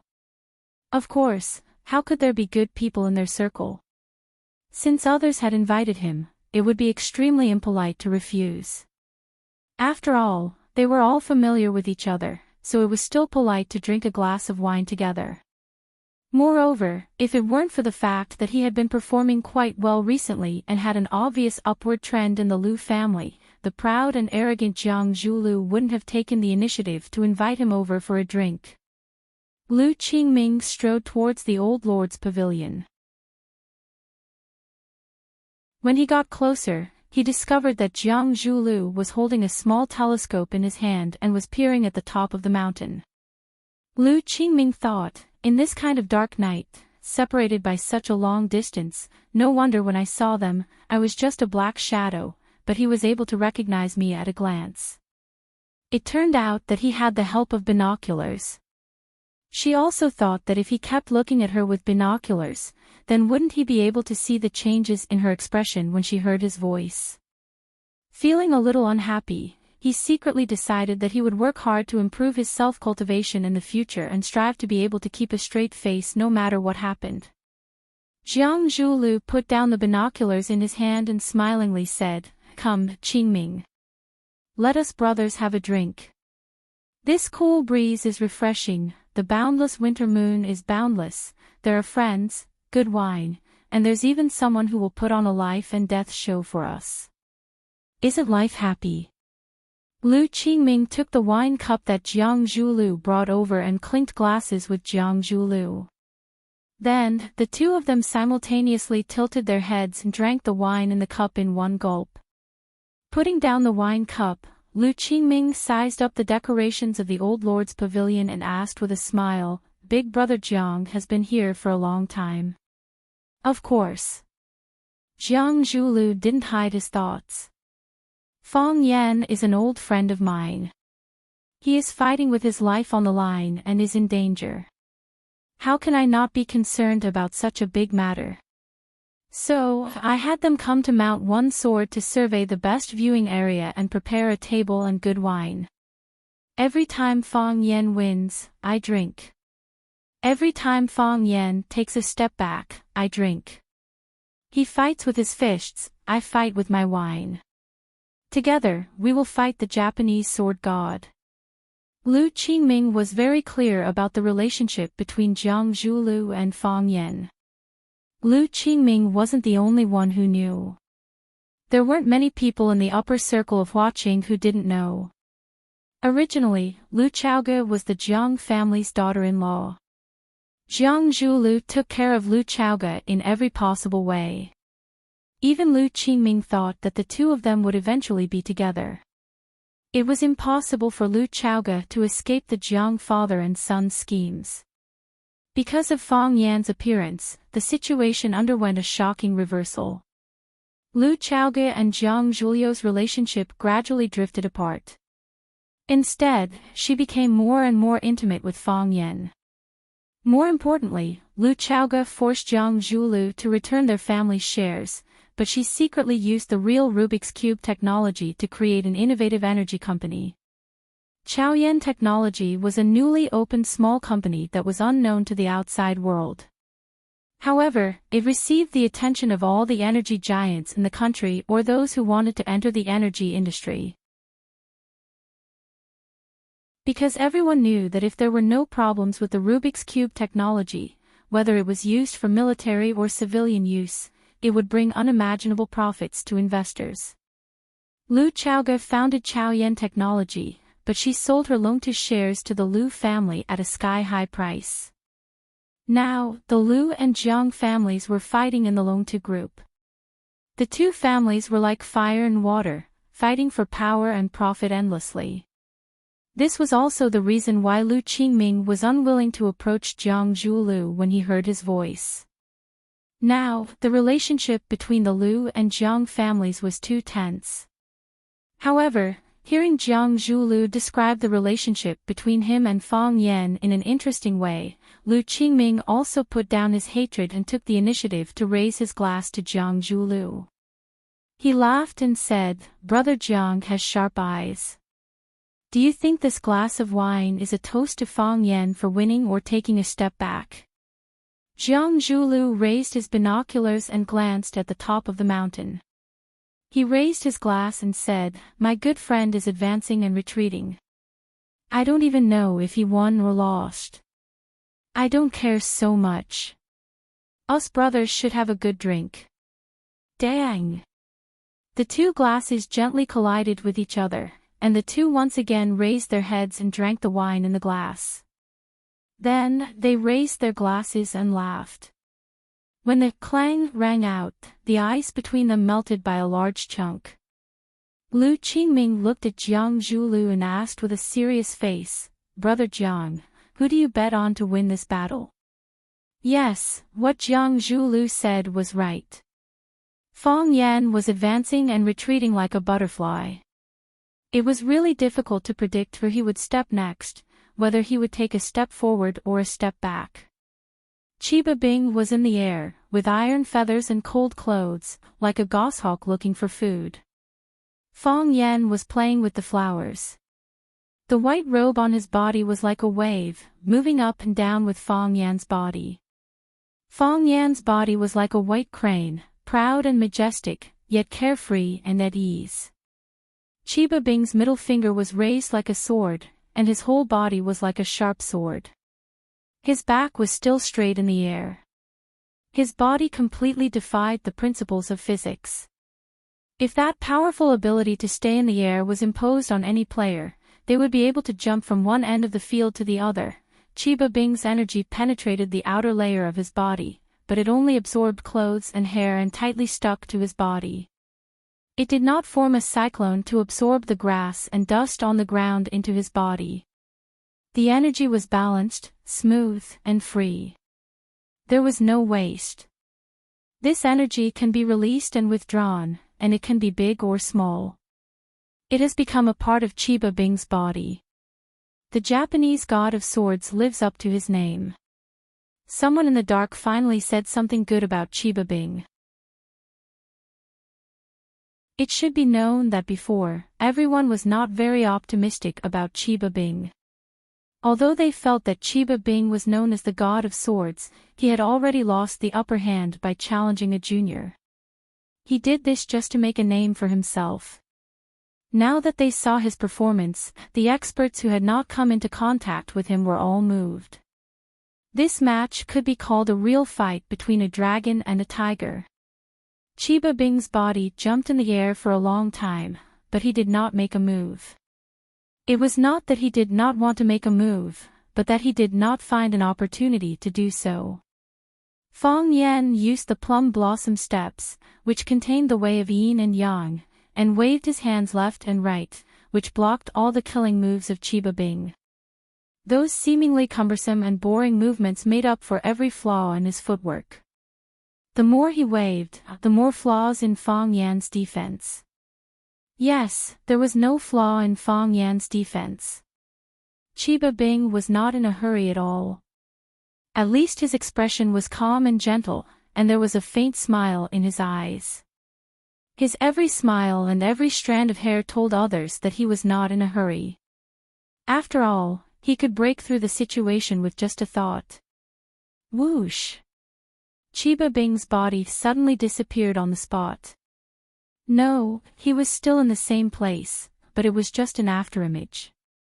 Moreover, in Fong Yan's eyes, countless afterimages appeared on the route that Chiba Bing took. Countless members of the Thousand Leaves military stood in the air, forming a human wall. This scene looked really strange. The real Chiba Bing appeared behind Fong Yan, and his middle finger lightly pointed at the back of Fong Yan's head. His movement was very gentle, and it did not look fast. He was like a benevolent elder pointing his finger at a child's head after he made a mistake and saying, "You naughty boy." After he finished pointing, the child really became a ghost. Finger sword. Chiba Bing used a finger sword to break the enemy's defense. This was Chiba Bing's choice, to use a majestic force to break an invincible defense. Generally, the opponent who used this move was an opponent with a great disparity in strength. For example, Fong Yan could use it on Fong Yingying. However, if Fong Yingying wanted to use it on Fong Yan, only death awaited him. Chiba Bing was very confident in himself.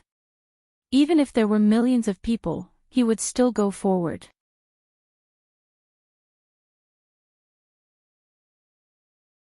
Chapter 267. Li Bai once said that the Shu path was as difficult as ascending to heaven. To Chiba Sun, it was extremely difficult to climb the Yi Sword Peak. Chiba Sun did not know martial arts, which was unbelievable to the Chiba family. The Chiba family passed down the Sword Dao, and they had produced countless Sword Dao experts. Regardless of gender, they would more or less learn some martial arts. Chiba Sun was an exception. It was not that Chiba Sun did not like martial arts, but she preferred the tea ceremony. Chiba Sun was worried that her skin would become rough and her muscles would become firm after practicing the Sword Dao and martial arts. A tea artisan with rough skin and strong muscles was obviously not presentable. No matter how delicious the tea was, people would lose their appetite when they saw the image of the tea attendant, and the tea tasting effect would be greatly reduced. There were strict requirements for the tea leaves, the water, the heat, and even the pot to boil the water and the pot to make the tea.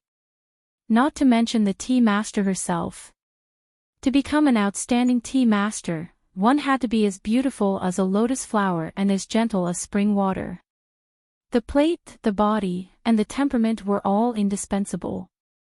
Since Chiba Sun was determined to become the most outstanding tea master in Japan, she had to give up on the pursuit of the Sword Dao. It was difficult to become a master if one was half-hearted. At least, that was what Chiba Sun thought in the past. However, when she saw her father personally making a cup of tea, she realized that she was wrong. She was so wrong that she was ridiculously wrong.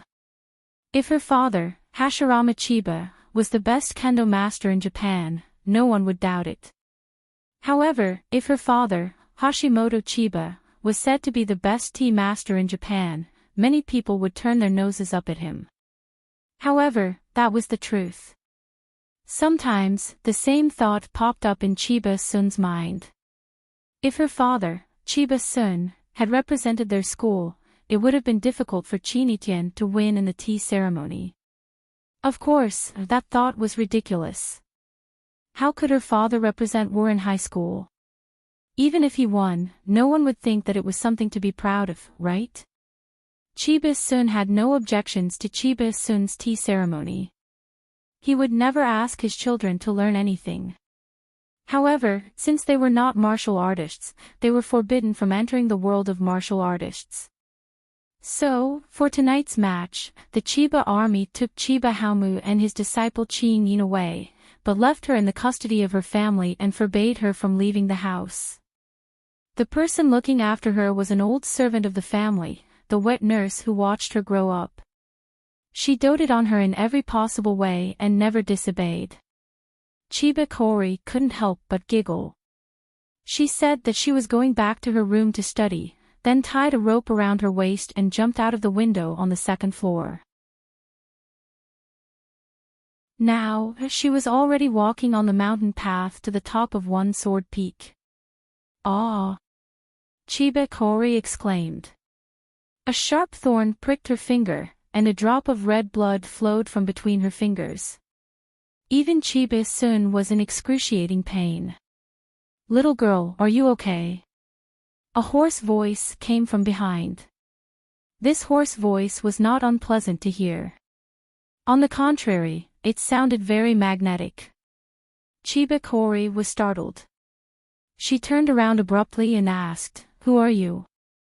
A woman in black looked at Chiba Kori in confusion and said, "Aren't you from Hwaseong?" "I'm Japanese," Chiba Kori said in English. "No wonder you have a weird accent." The woman also spoke to Chiba Kori in English. "Little girl, it's so late. Why are you climbing the mountain by yourself? Don't you know it's dangerous?" "I know," Chiba Kori said. "But I have to come for a reason." "What reason?" the woman in black asked. "Two men are having a match at the top of the mountain," Chiba Kori said. "I know that. I'm also here for the competition at the top of the mountain," the woman said. "You're here to watch the match too? But it's too dangerous. You should look up from the observation platform with binoculars. Many people do that. The two fighters are my father, the Chiba army, and my language teacher, Fong Yen. My father doesn't want me to come here. He thinks it's too dangerous. Besides, he's the most gentle father in the world because he never wants me to watch him fight or kill someone. He told me that I'd be sad if he killed someone or someone else killed him. If that's the case, I might as well not watch. Your father is so nice to you. Why did you still come after he said that?" "Because I promised my language teacher, Fong Yen, that I'd watch their match. Our teacher has never broken his promise to me, so I can't break my promise to him." Chiba Kori smiled sweetly, her eyes filled with sincerity. "You're a good girl who keeps her promise," the woman in black said.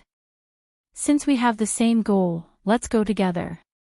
"Of course," Chiba Kori said with a nod. "May I know your name?" "Phoenix," the woman in black said. "My name is Phoenix." "Phoenix. The king of birds. What a beautiful name." Chiba Kori smiled happily. "So, Miss Phoenix, did you kidnap me?" Phoenix was slightly shocked. Then, she smiled happily and said, "You're very smart. You're smarter than I thought. Yes, from now on, you're my kidnap. But don't worry, I won't hurt you. But if my father wants to kill teacher Fong Yen, my safety won't be guaranteed, right?" "Yes." Phoenix nodded with a smile. "You'll die." Chiba Kori's idea was to decide life and death with a sword. It was like an intact egg. You wanted to drink the yolk inside, but there was no hole for you to do so. Therefore, you could only break the eggshell with force. Only by doing so could you drink the delicious egg juice inside. Fong Yan's defense was impeccable, like an intact egg. Chibakori could find a hole to drink the egg juice, so he simply smashed the entire egg with force. His attack was extremely slow and extremely fast. Before his afterimage completely disappeared in the air, he had already stabbed at the back of Fong Yan's head. If it hit, with Chibakori's cultivation, Fong Yan's head would definitely explode. Fong Yan's left foot just happened to walk to the koan position. He knew where Chibakori was and what he was going to do, but it was too late for him to turn around. Not only could he not turn around, but his body staggered forward. Bang! This was the cheerful sound when the strength on his finger was released to the extreme. Chiba Shinobu thrust his sword, which stuck close to Fong Yan's back. Fong Yan's clothes seemed to be cut by a sharp blade, and there was a huge cut at once. When Chibakori sent out his sword, Fong Yan's body turned rapidly, then turned 180 degrees and punched at Chibakori, who was following him. Chibakori did not change his move. Once again, he stabbed at Fong Yan's fist with his finger sword. A finger against a clenched fist. Everyone would think that the fist would win. But what if it was a sword against a clenched fist?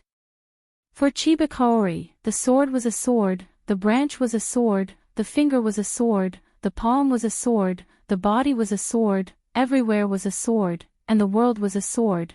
For others, it was just a finger. But to him, it was an incomparably sharp treasured sword. The distance between the two narrowed in an instant. When Fong Yan's fist was about to be poked a big hole by Chibakori's finger, Fong Yan suddenly stretched out his palm. Yes, he turned his fist into a palm, and his body continued to rush forward. Then, his palm cut toward Chibakori's wrist. Chibakori laughed silently. He liked such an opponent, who was young, smart, and not weak.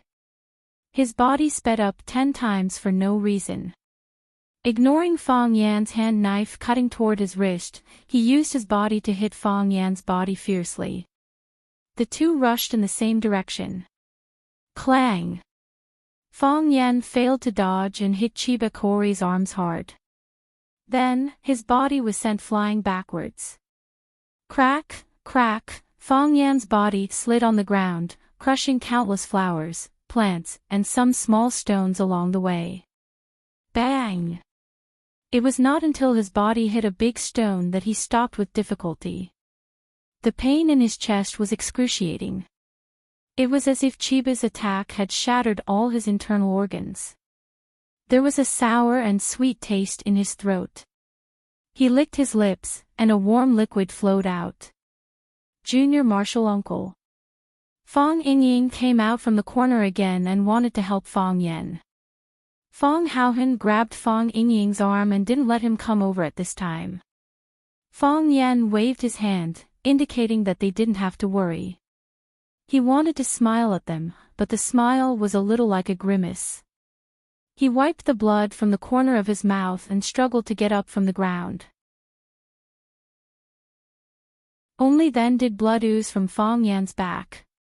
It turned out that when Chibakori's finger sword stabbed at the back of Fong Yan's neck, although Fong Yan avoided Chibakori's ultimate skill with Drunken Crane riding the wind, his clothes and flesh were still cut by his sword chi. Because the fight between the two was too fast, it was only the blink of an eye from the beginning to the present, so the blood had time to appear. Just now, everyone only saw that Chibakori's clothes were torn by him. Chibakori's body slowly landed, and his wide-sleeved robe fluttered in the wind. His whole body was bathed in the moonlight, like a white-clothed god of war. Chibakori looked at Fong Yan, who had just been injured by him, and said, "The body can also be used as a sword. Be careful." "Thank you."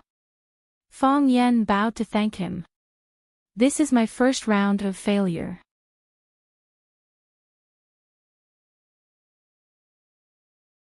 Chapter 268. Dang! The glass in Jiang Julio's hand fell to the ground, and he shouted excitedly. Fong Yan was sent flying. Lu Qingming wasn't as well prepared as Jiang Zhulu, and he didn't have binoculars to look through.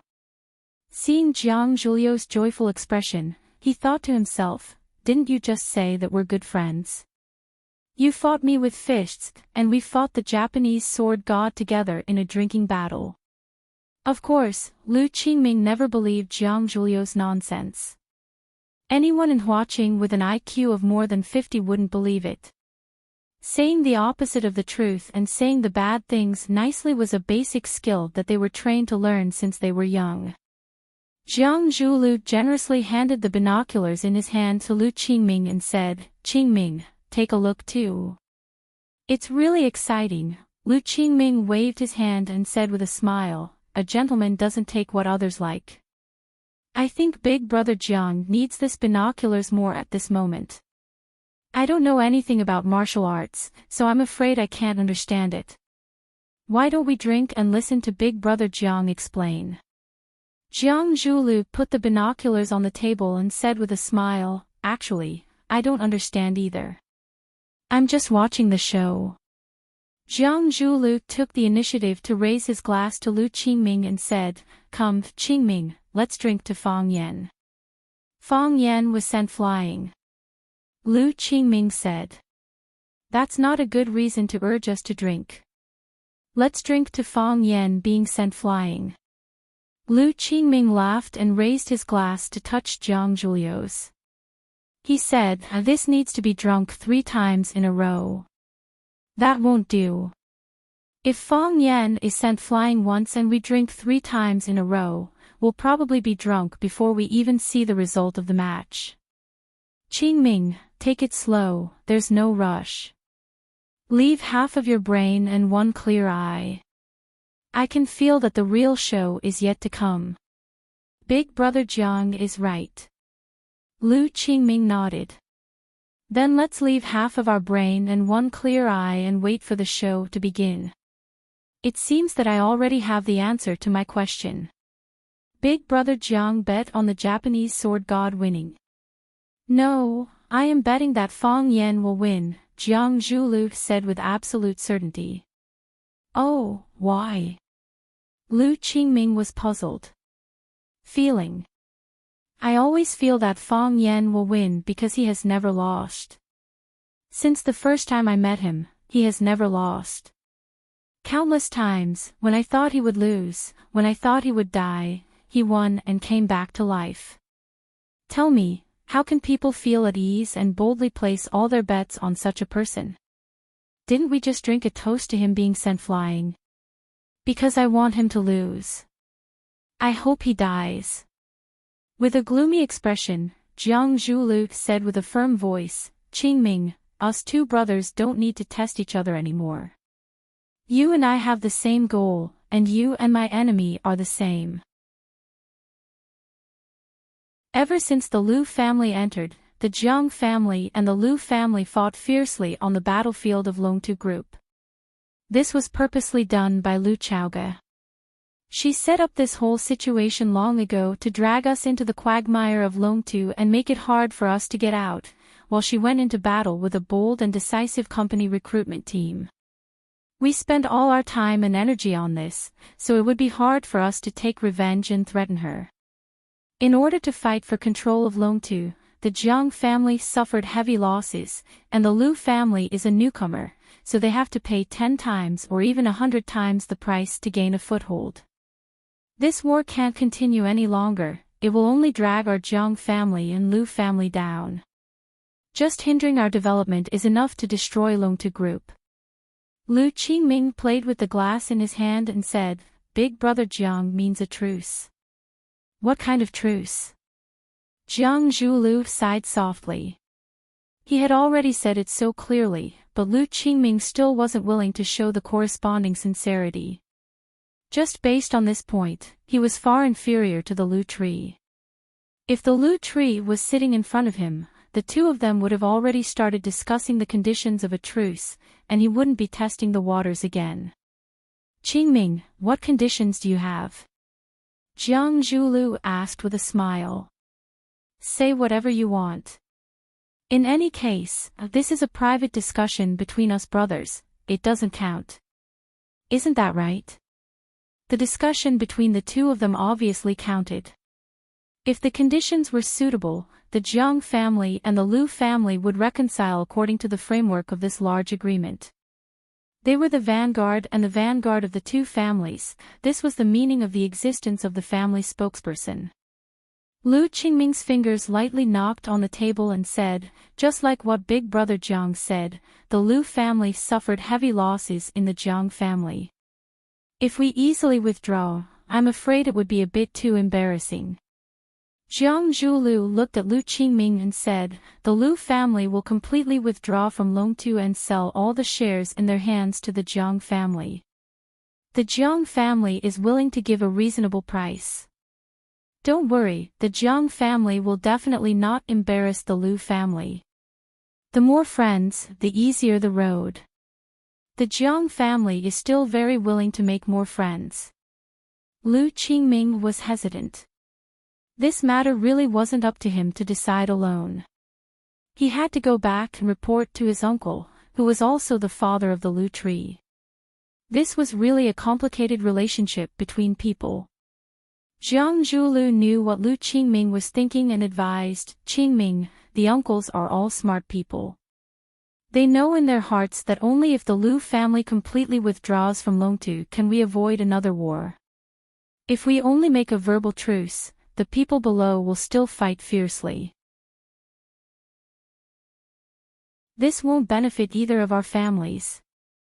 Lu Qingming raised his cup and said, I will bring back Big Brother Jiang's words. Jiang Zhulu nodded with a smile and said, remember the result of this match, let's watch the show. The two of them laughed and said. While Fang Yan and the Japanese sword god Chiba were fighting to the death, the two big families, the Jiang family and the Lu family, who were originally fighting to the death, reached a compromise and cooperation in the Single Sword Peak's Old Lord Pavilion. This world was really boring but also new. Drinking and watching the show, the two of you are so elegant. A man's hearty laughter sounded. Jiang Zhulu and Lu Qingming turned at the same time. Jiang Zhulu smiled and said, he's also here, what a pity. Seeing Fang Yan fall to the ground, someone in the darkness sighed. If this kid was 10 years older and had 10 more years of accumulation, it wouldn't be difficult for him to kill that Japanese kid. He's still too young. What a pity. You old thing, the match isn't over yet, why are you so anxious? Who said that the current Fang Yan isn't that Japanese's opponent? Didn't he stand up again? You're not convinced. If you're not convinced, let's fight. Let's fight. Chiba Haomu was smiling. He was smiling happily, but there was undisguised cruelty in his eyes. Chiba Haomu pointed at Fang Yan, who had just gotten up from the ground, and said in a vicious voice, Qing Yin, don't you think he looks like a dog? Chiba Haomu had watched the movie Journey to the West, starring Hua Xia, Zhou Xingshi, and there was a line in the movie that left a deep impression on him, he looks like a dog. He felt that Fang Yan looked like a dog, a defeated dog that was about to be slaughtered for meat. This is just the beginning. Qing Yin's voice sounded, but he couldn't see where he was. What? Do you think he still has a chance to turn the tables? Qing Yin, my father is your master, he's the greatest swordsman in the world.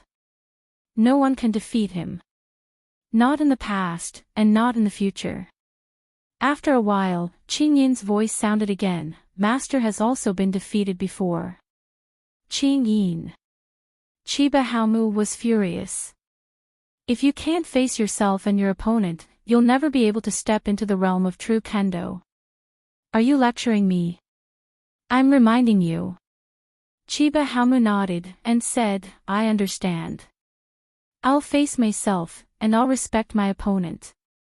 But my father will definitely win. Just like he won countless times in the past. I've never doubted that. Chiba Haomu was an expert, and a rare opponent. Facing such an enemy would always make one feel powerless, just like when Fang Yan faced the old drunkard. You tried your best to defeat him, but with a wave of his sleeve, you lost miserably. The path of martial arts was like climbing a mountain. Some people lingered at the foot of the mountain, while others were exhausted halfway up. The higher one went, the more difficult it became. It required physical strength, perseverance, and even more, comprehension. Fong Yan had outstanding physical strength, astonishing comprehension, and no lack of perseverance, but he lacked age. He lacked the influence of society, the training of life, and the accumulation of time. He was still so young. That was what everyone said. I don't accept this, Fong Yan roared in his heart. I don't have the influence of society, but I'm young and full of vigor. I lack the tempering of life, but I'm in high spirits. I don't need the accumulation of time, because I'm now full of passion and blood. Being young is my greatest advantage, and it's also my greatest capital. Fong Yan stood in place, stretched out his arms, and slowly closed his eyes. Come on, Fong Yan said. He was waiting for the Chiba Haomu to attack again. He believed that this time, he would not fail. The smile on Chiba Haomu's face gradually faded, and his expression began to become serious. He was growing too fast, almost at a speed visible to the naked eye. If Fong Yan was said to be a little afraid, and a little restrained, at this time, Fong Yan had become a brave warrior who was not afraid of death, a true warrior who fought with his life and passion. He no longer defended passively, and he no longer defended himself impeccably. He only wanted to save his life. He opened his mind and let go of life and death. Based on the experience of the Chiba Haomu, there had never been anyone in the younger generation who could do this before. This boy must not be left alive.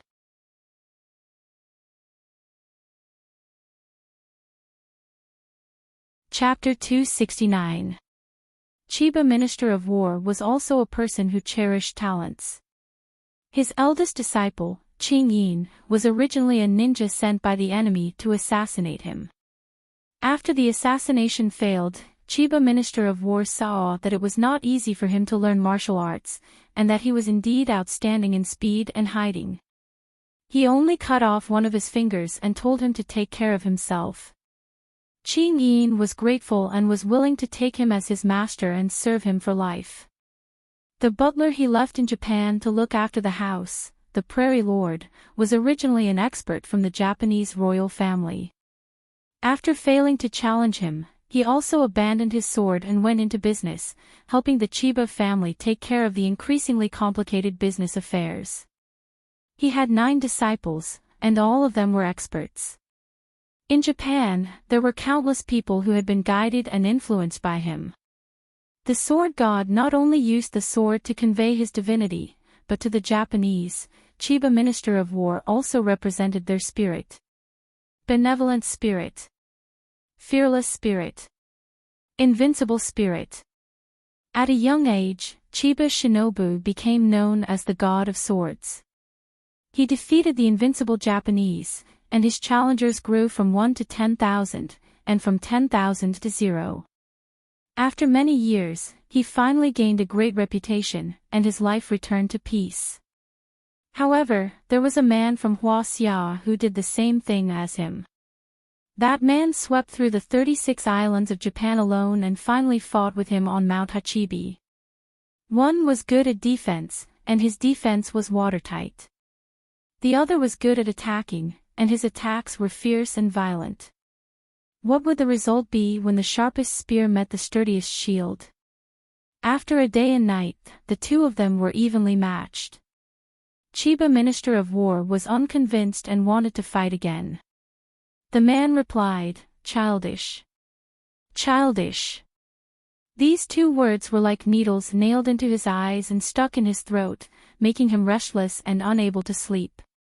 Why childish? How was it childish?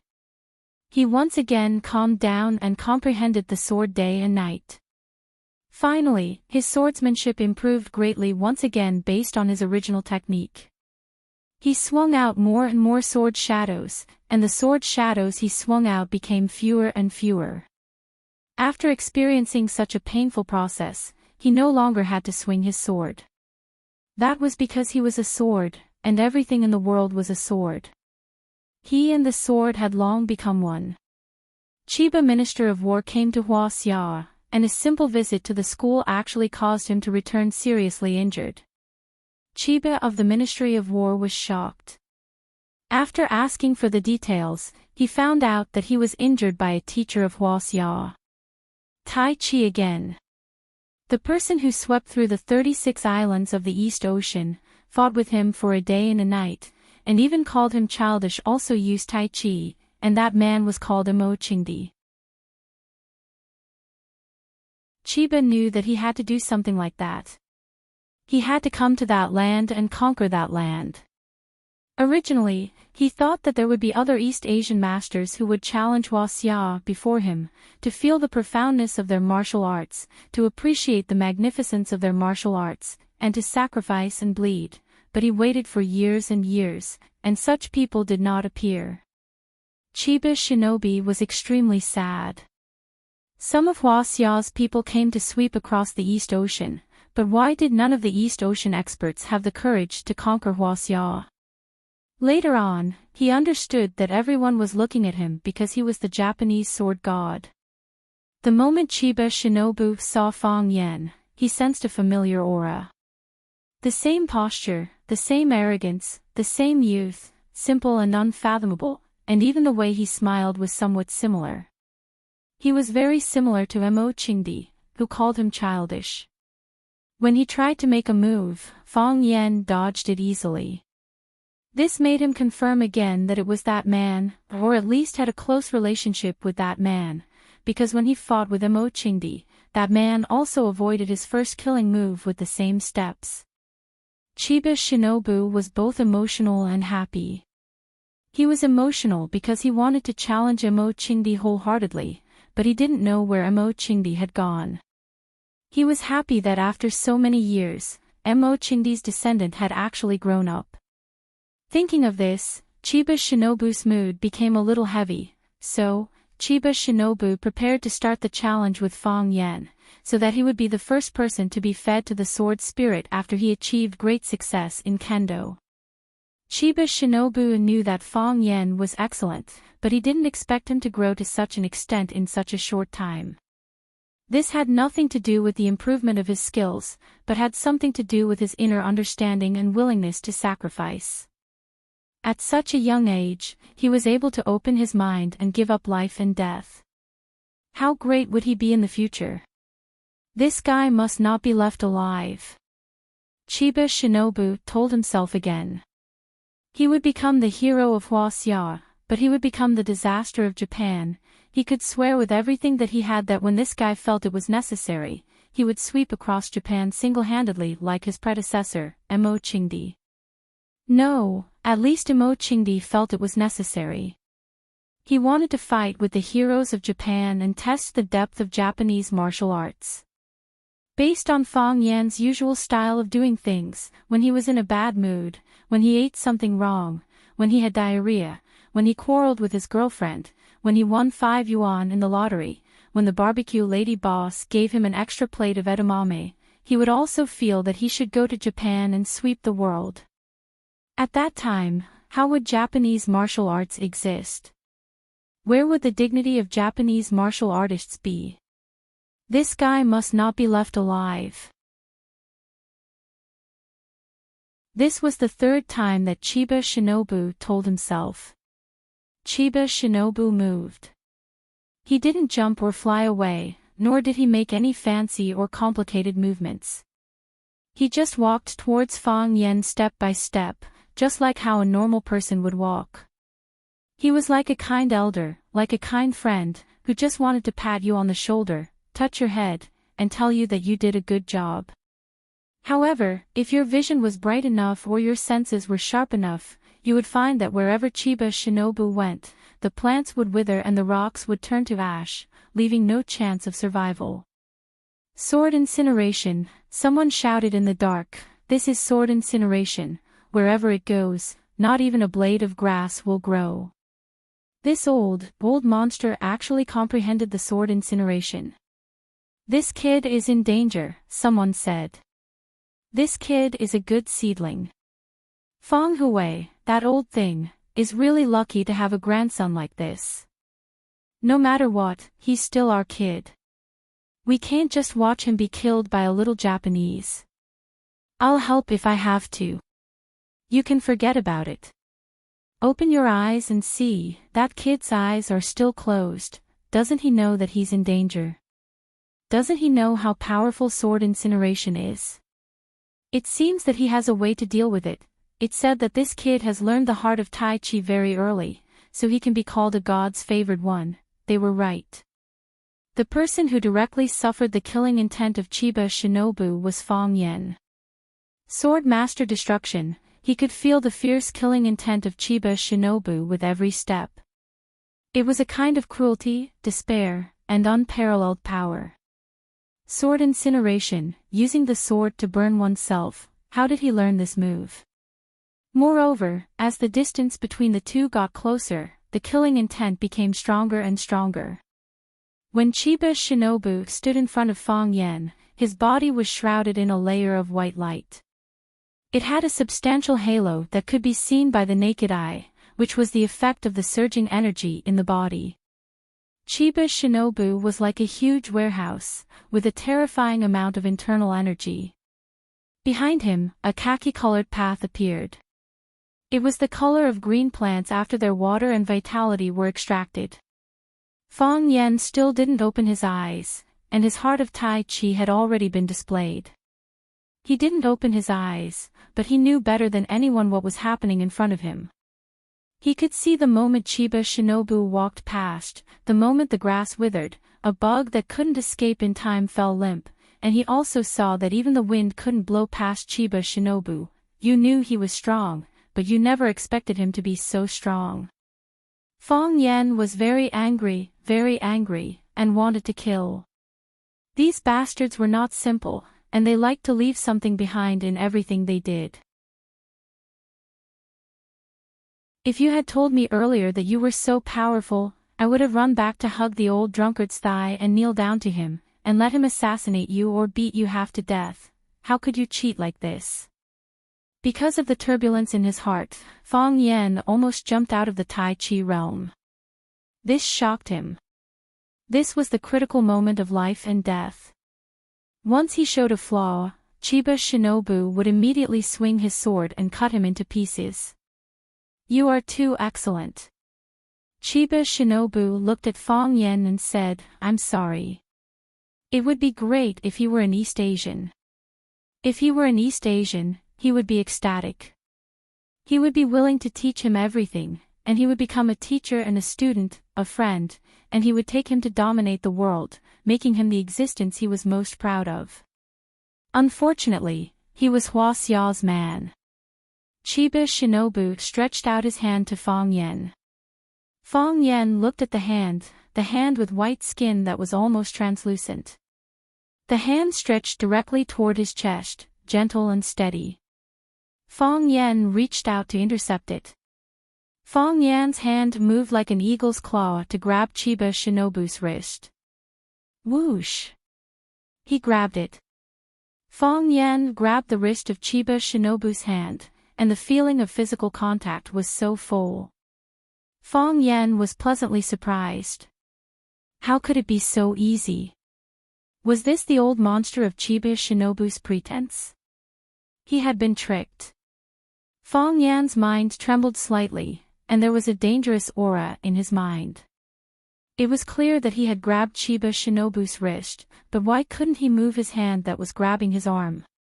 Feng Yan's arm couldn't move, but Chiba Shinobu's hand, which was being held, could move at will.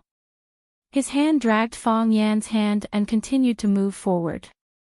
Then, he made a cut on Feng Yan's chest. Whoosh! The clothes on Feng Yan's chest were torn, and Feng Yan's flesh and blood were exposed.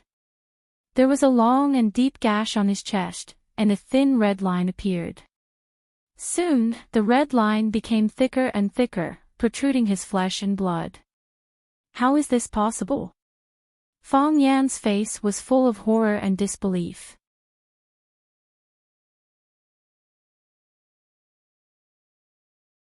Chapter 270. Tai Chi represents vitality.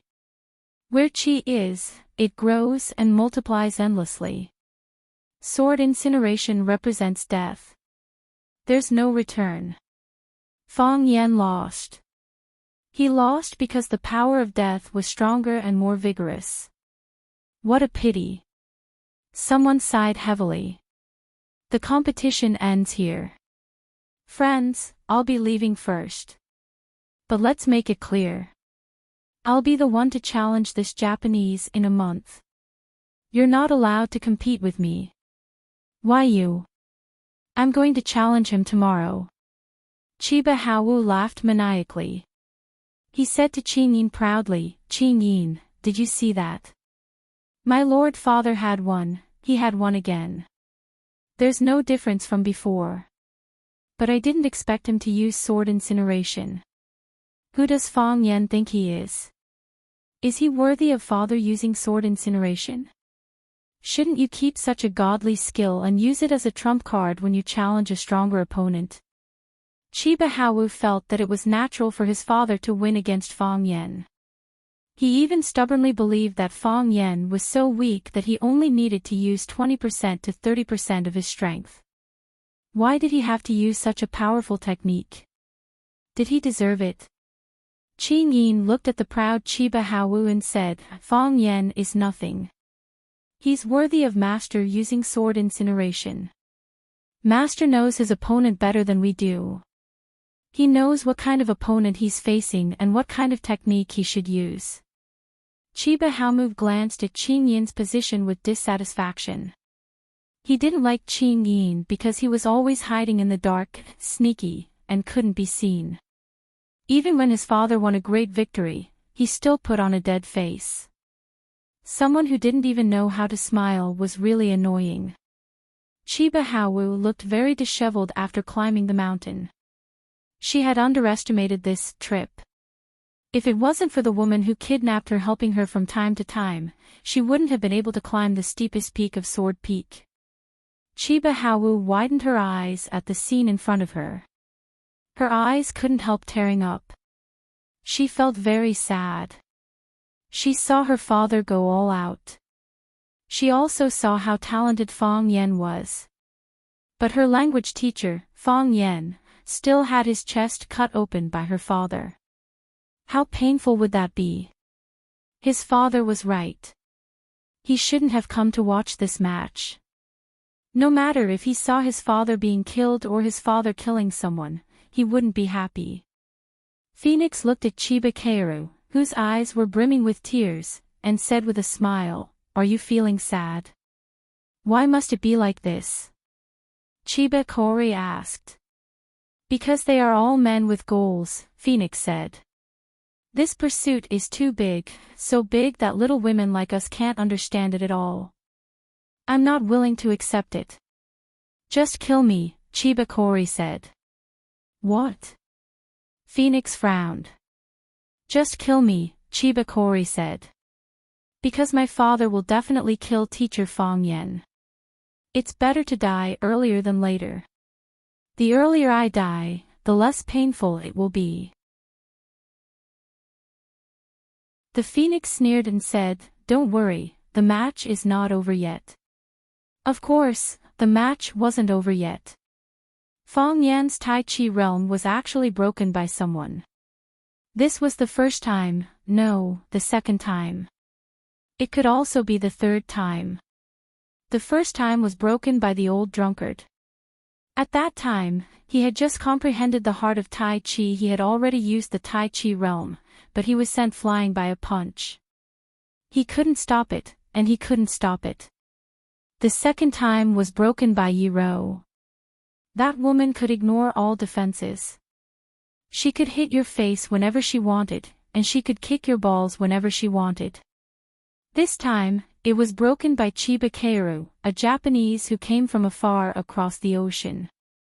The Japanese sword god had the ability to look down on all the heroes. He deserved the praise and support of the Japanese. Fong Yan looked at the crack on his chest, the open flesh, and the rain of blood.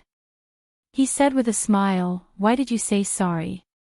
Did you want to kill me because you saw my talent? But it's not your fault. I'm indeed the most outstanding young man in the whole of Huaxia."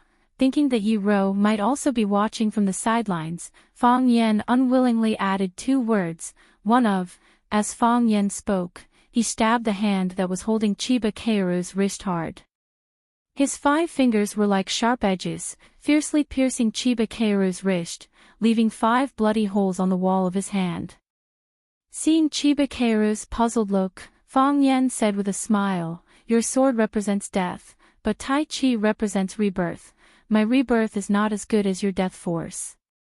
So, although I was still tied up by you and my chest was cut by you, when you cut my chest, there would naturally be airflow coming out. So, you found an opportunity." Chiba Keiru's eyes were full of admiration. "When I used the sword energy to slash open your chest, it was also the moment when the old energy was gone and the new energy hadn't been regenerated. The fleeting opportunity was seized by you, you cut me with your sword, and I made 5 small holes on your body. You are older than me, so I suffered a little loss," Fong Yan said with a smile. "Fong Yan, how about being an East Asian in your next life?" Chiba Keiru looked at Fong Yan's handsome face and said very seriously, "In that case, I can't bear to kill you. I can feel your sincerity, but I have to refuse, so, don't make such a difficult request to others in the future," Fong Yan said angrily. "My father will still be my father in his next life, and my mother will still be my mother in her next life. I will still be born in the Tai Chi Fong family and have the heart of Tai Chi. If an East Asian called Chiba Keiru comes to challenge me, I will gladly accept the challenge and try my best to kill him. If I can't kill him, I will seriously injure him. If I can't, I will bite him. There are many people in Huaxia. We have many cowards who are afraid of death, but we don't lack hot-blooded and fearless warriors. That makes me want to kill you even more. I've decided a long time ago that I will be a Huaxia man in life and be buried in Huaxia's grave when I die." Fong Yan laughed very heroically. "I don't have enough courage, and I don't have enough vigor. I cherish my life very much, but if it's necessary, I don't mind sacrificing it. If you can take it, you can take it. If you can't leave." Chiba Keiru sighed softly. Such young people were scary, and Huaxia, who had these young people, was the most promising.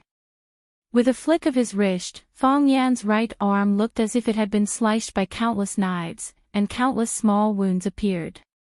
Those were caused by the sword energy. He didn't need to use his fists or feet. Just every joint of his arm could be used as a sword. Chiba Keiru's cultivation was really profound and terrifying. Fong Yan punched out, and Chiba Keiru waved his sleeve to block it. Bang! Fong Yan's fist landed on Chinya Bing's wide sleeve. The sleeve was like an incomparably hard iron plate. Fong Yan blasted a big hole in the ironing board, but his body flew backward. Whoosh! After Fong Yan's body slid on the ground for a while, his head hit a huge rock. Until then, the momentum of his body was exhausted. Before anyone could react, Fong Yan got up from the ground. He didn't like to lie down because he felt that this posture was too ugly. So many fans were looking at him, so he had to work hard to maintain the style of a male god. The clothes on his chest were open, and the mountain wind whistled and slapped his strong and well-proportioned chest. Fong Yan stood as straight as a mountain, without a trace of timidity. Chiba Keiru looked at Fong Yan, who was striding toward him, and frowned slightly. His arm was also bleeding, which was a hole made by Fong Yan's claws. His fingers were sharper than a sharp knife, and they forcibly pierced through the skin and flesh, piercing through his arm. He originally wanted to kill Fong Yan with one blow and end the battle cleanly. But he didn't expect that it would be a life and death competition now. The one who persisted until the end would be the final winner. Moreover, an opponent who was not afraid of death was indeed a headache. Fong Yan's body started to sway. He looked like a drunkard who had just returned home. Even his eyes became hazy, as if he couldn't see the world in front of him clearly. His feet stepped on protruding stones several times, and he almost fell. His body staggered forward a few steps, and he barely maintained his posture. Fong Yan leaped up and threw a punch at Chiba Shinobu's head. His fist was like steel, and his chi was like the Yangtze River. This punch completely subverted the principle and essence of Tai Chi, which used softness to overcome hardness. Using force against force, using tyranny against tyranny. This was what people in Jianghu called hard Tai Chi. Hard Tai Chi used force against force, while soft Tai Chi used little force to overcome great force. Chiba Kaoru jumped up and kicked Fong Yan's body. Pa la la, Fong Yan's fist hit the tip of Chiba Kaoru's foot. The fist energy collided with the sword energy, and the airflow collided, making a harsh explosion. Fong Yan's body fell and flew backward again. Chiba Kaoru's body fell 3 steps back after landing. Bang! Fong Yan's body hit the big stone. Fong Yan shook his hand and stood up again. Using the cross step, he once again charged toward the Chiba shinobi. There were no fancy skills or complicated movements. It was just a fight of force, a fight of life. Bang! Fong Yan's body was blasted away again. After breaking several small trees in a row, he was stopped by a bigger tree. Fong Yan's throat was sweet, and he suddenly spat out a mouthful of blood. Chiba Kaoru's face was expressionless, but a trace of blood appeared at the corner of his mouth. Chiba Kaoru had been practicing swordsmanship for many years, and his internal force cultivation was indeed better than Fong Yan's. Fong Yan tidied his sweaty hair and struggled to get up again. I'm going to kill him. Fong Yingying was like a red-eyed bull, angrily rushing toward Chiba Kaoru. He was going to kill him. Or be killed by him. Bang! A leather boot appeared and kicked him in the face, sending him flying back. Hero Fong, who was sprinting forward, was kicked in the stomach before he could even turn around. He tumbled back to his original position. What are you doing, you crazy woman? Fong Yingying roared at Hero. It was the first time that he dared to speak to the violent woman like this. If you don't go help, why don't you let us go? Fong Haohan also stared at Hero fiercely, his chest rising and falling. It seemed that he was about to explode. Watch. Watch carefully. This is his fight, and he wants to fight fair and square. He doesn't want anyone to help him. If he needed help, he would have gone back to ask the old drunkard for help. Why would he need you 2 idiots to call back for help? Yiro's face was gloomy, and she clenched her fists tightly. If he dies, I'll go challenge him. If I die, the old drunkard will go challenge him. If all the masters of our Fong family are dead, there are other heroes from Huaxia to challenge him. It's not your turn to die. You're tuning into the LoveLore Library YouTube channel.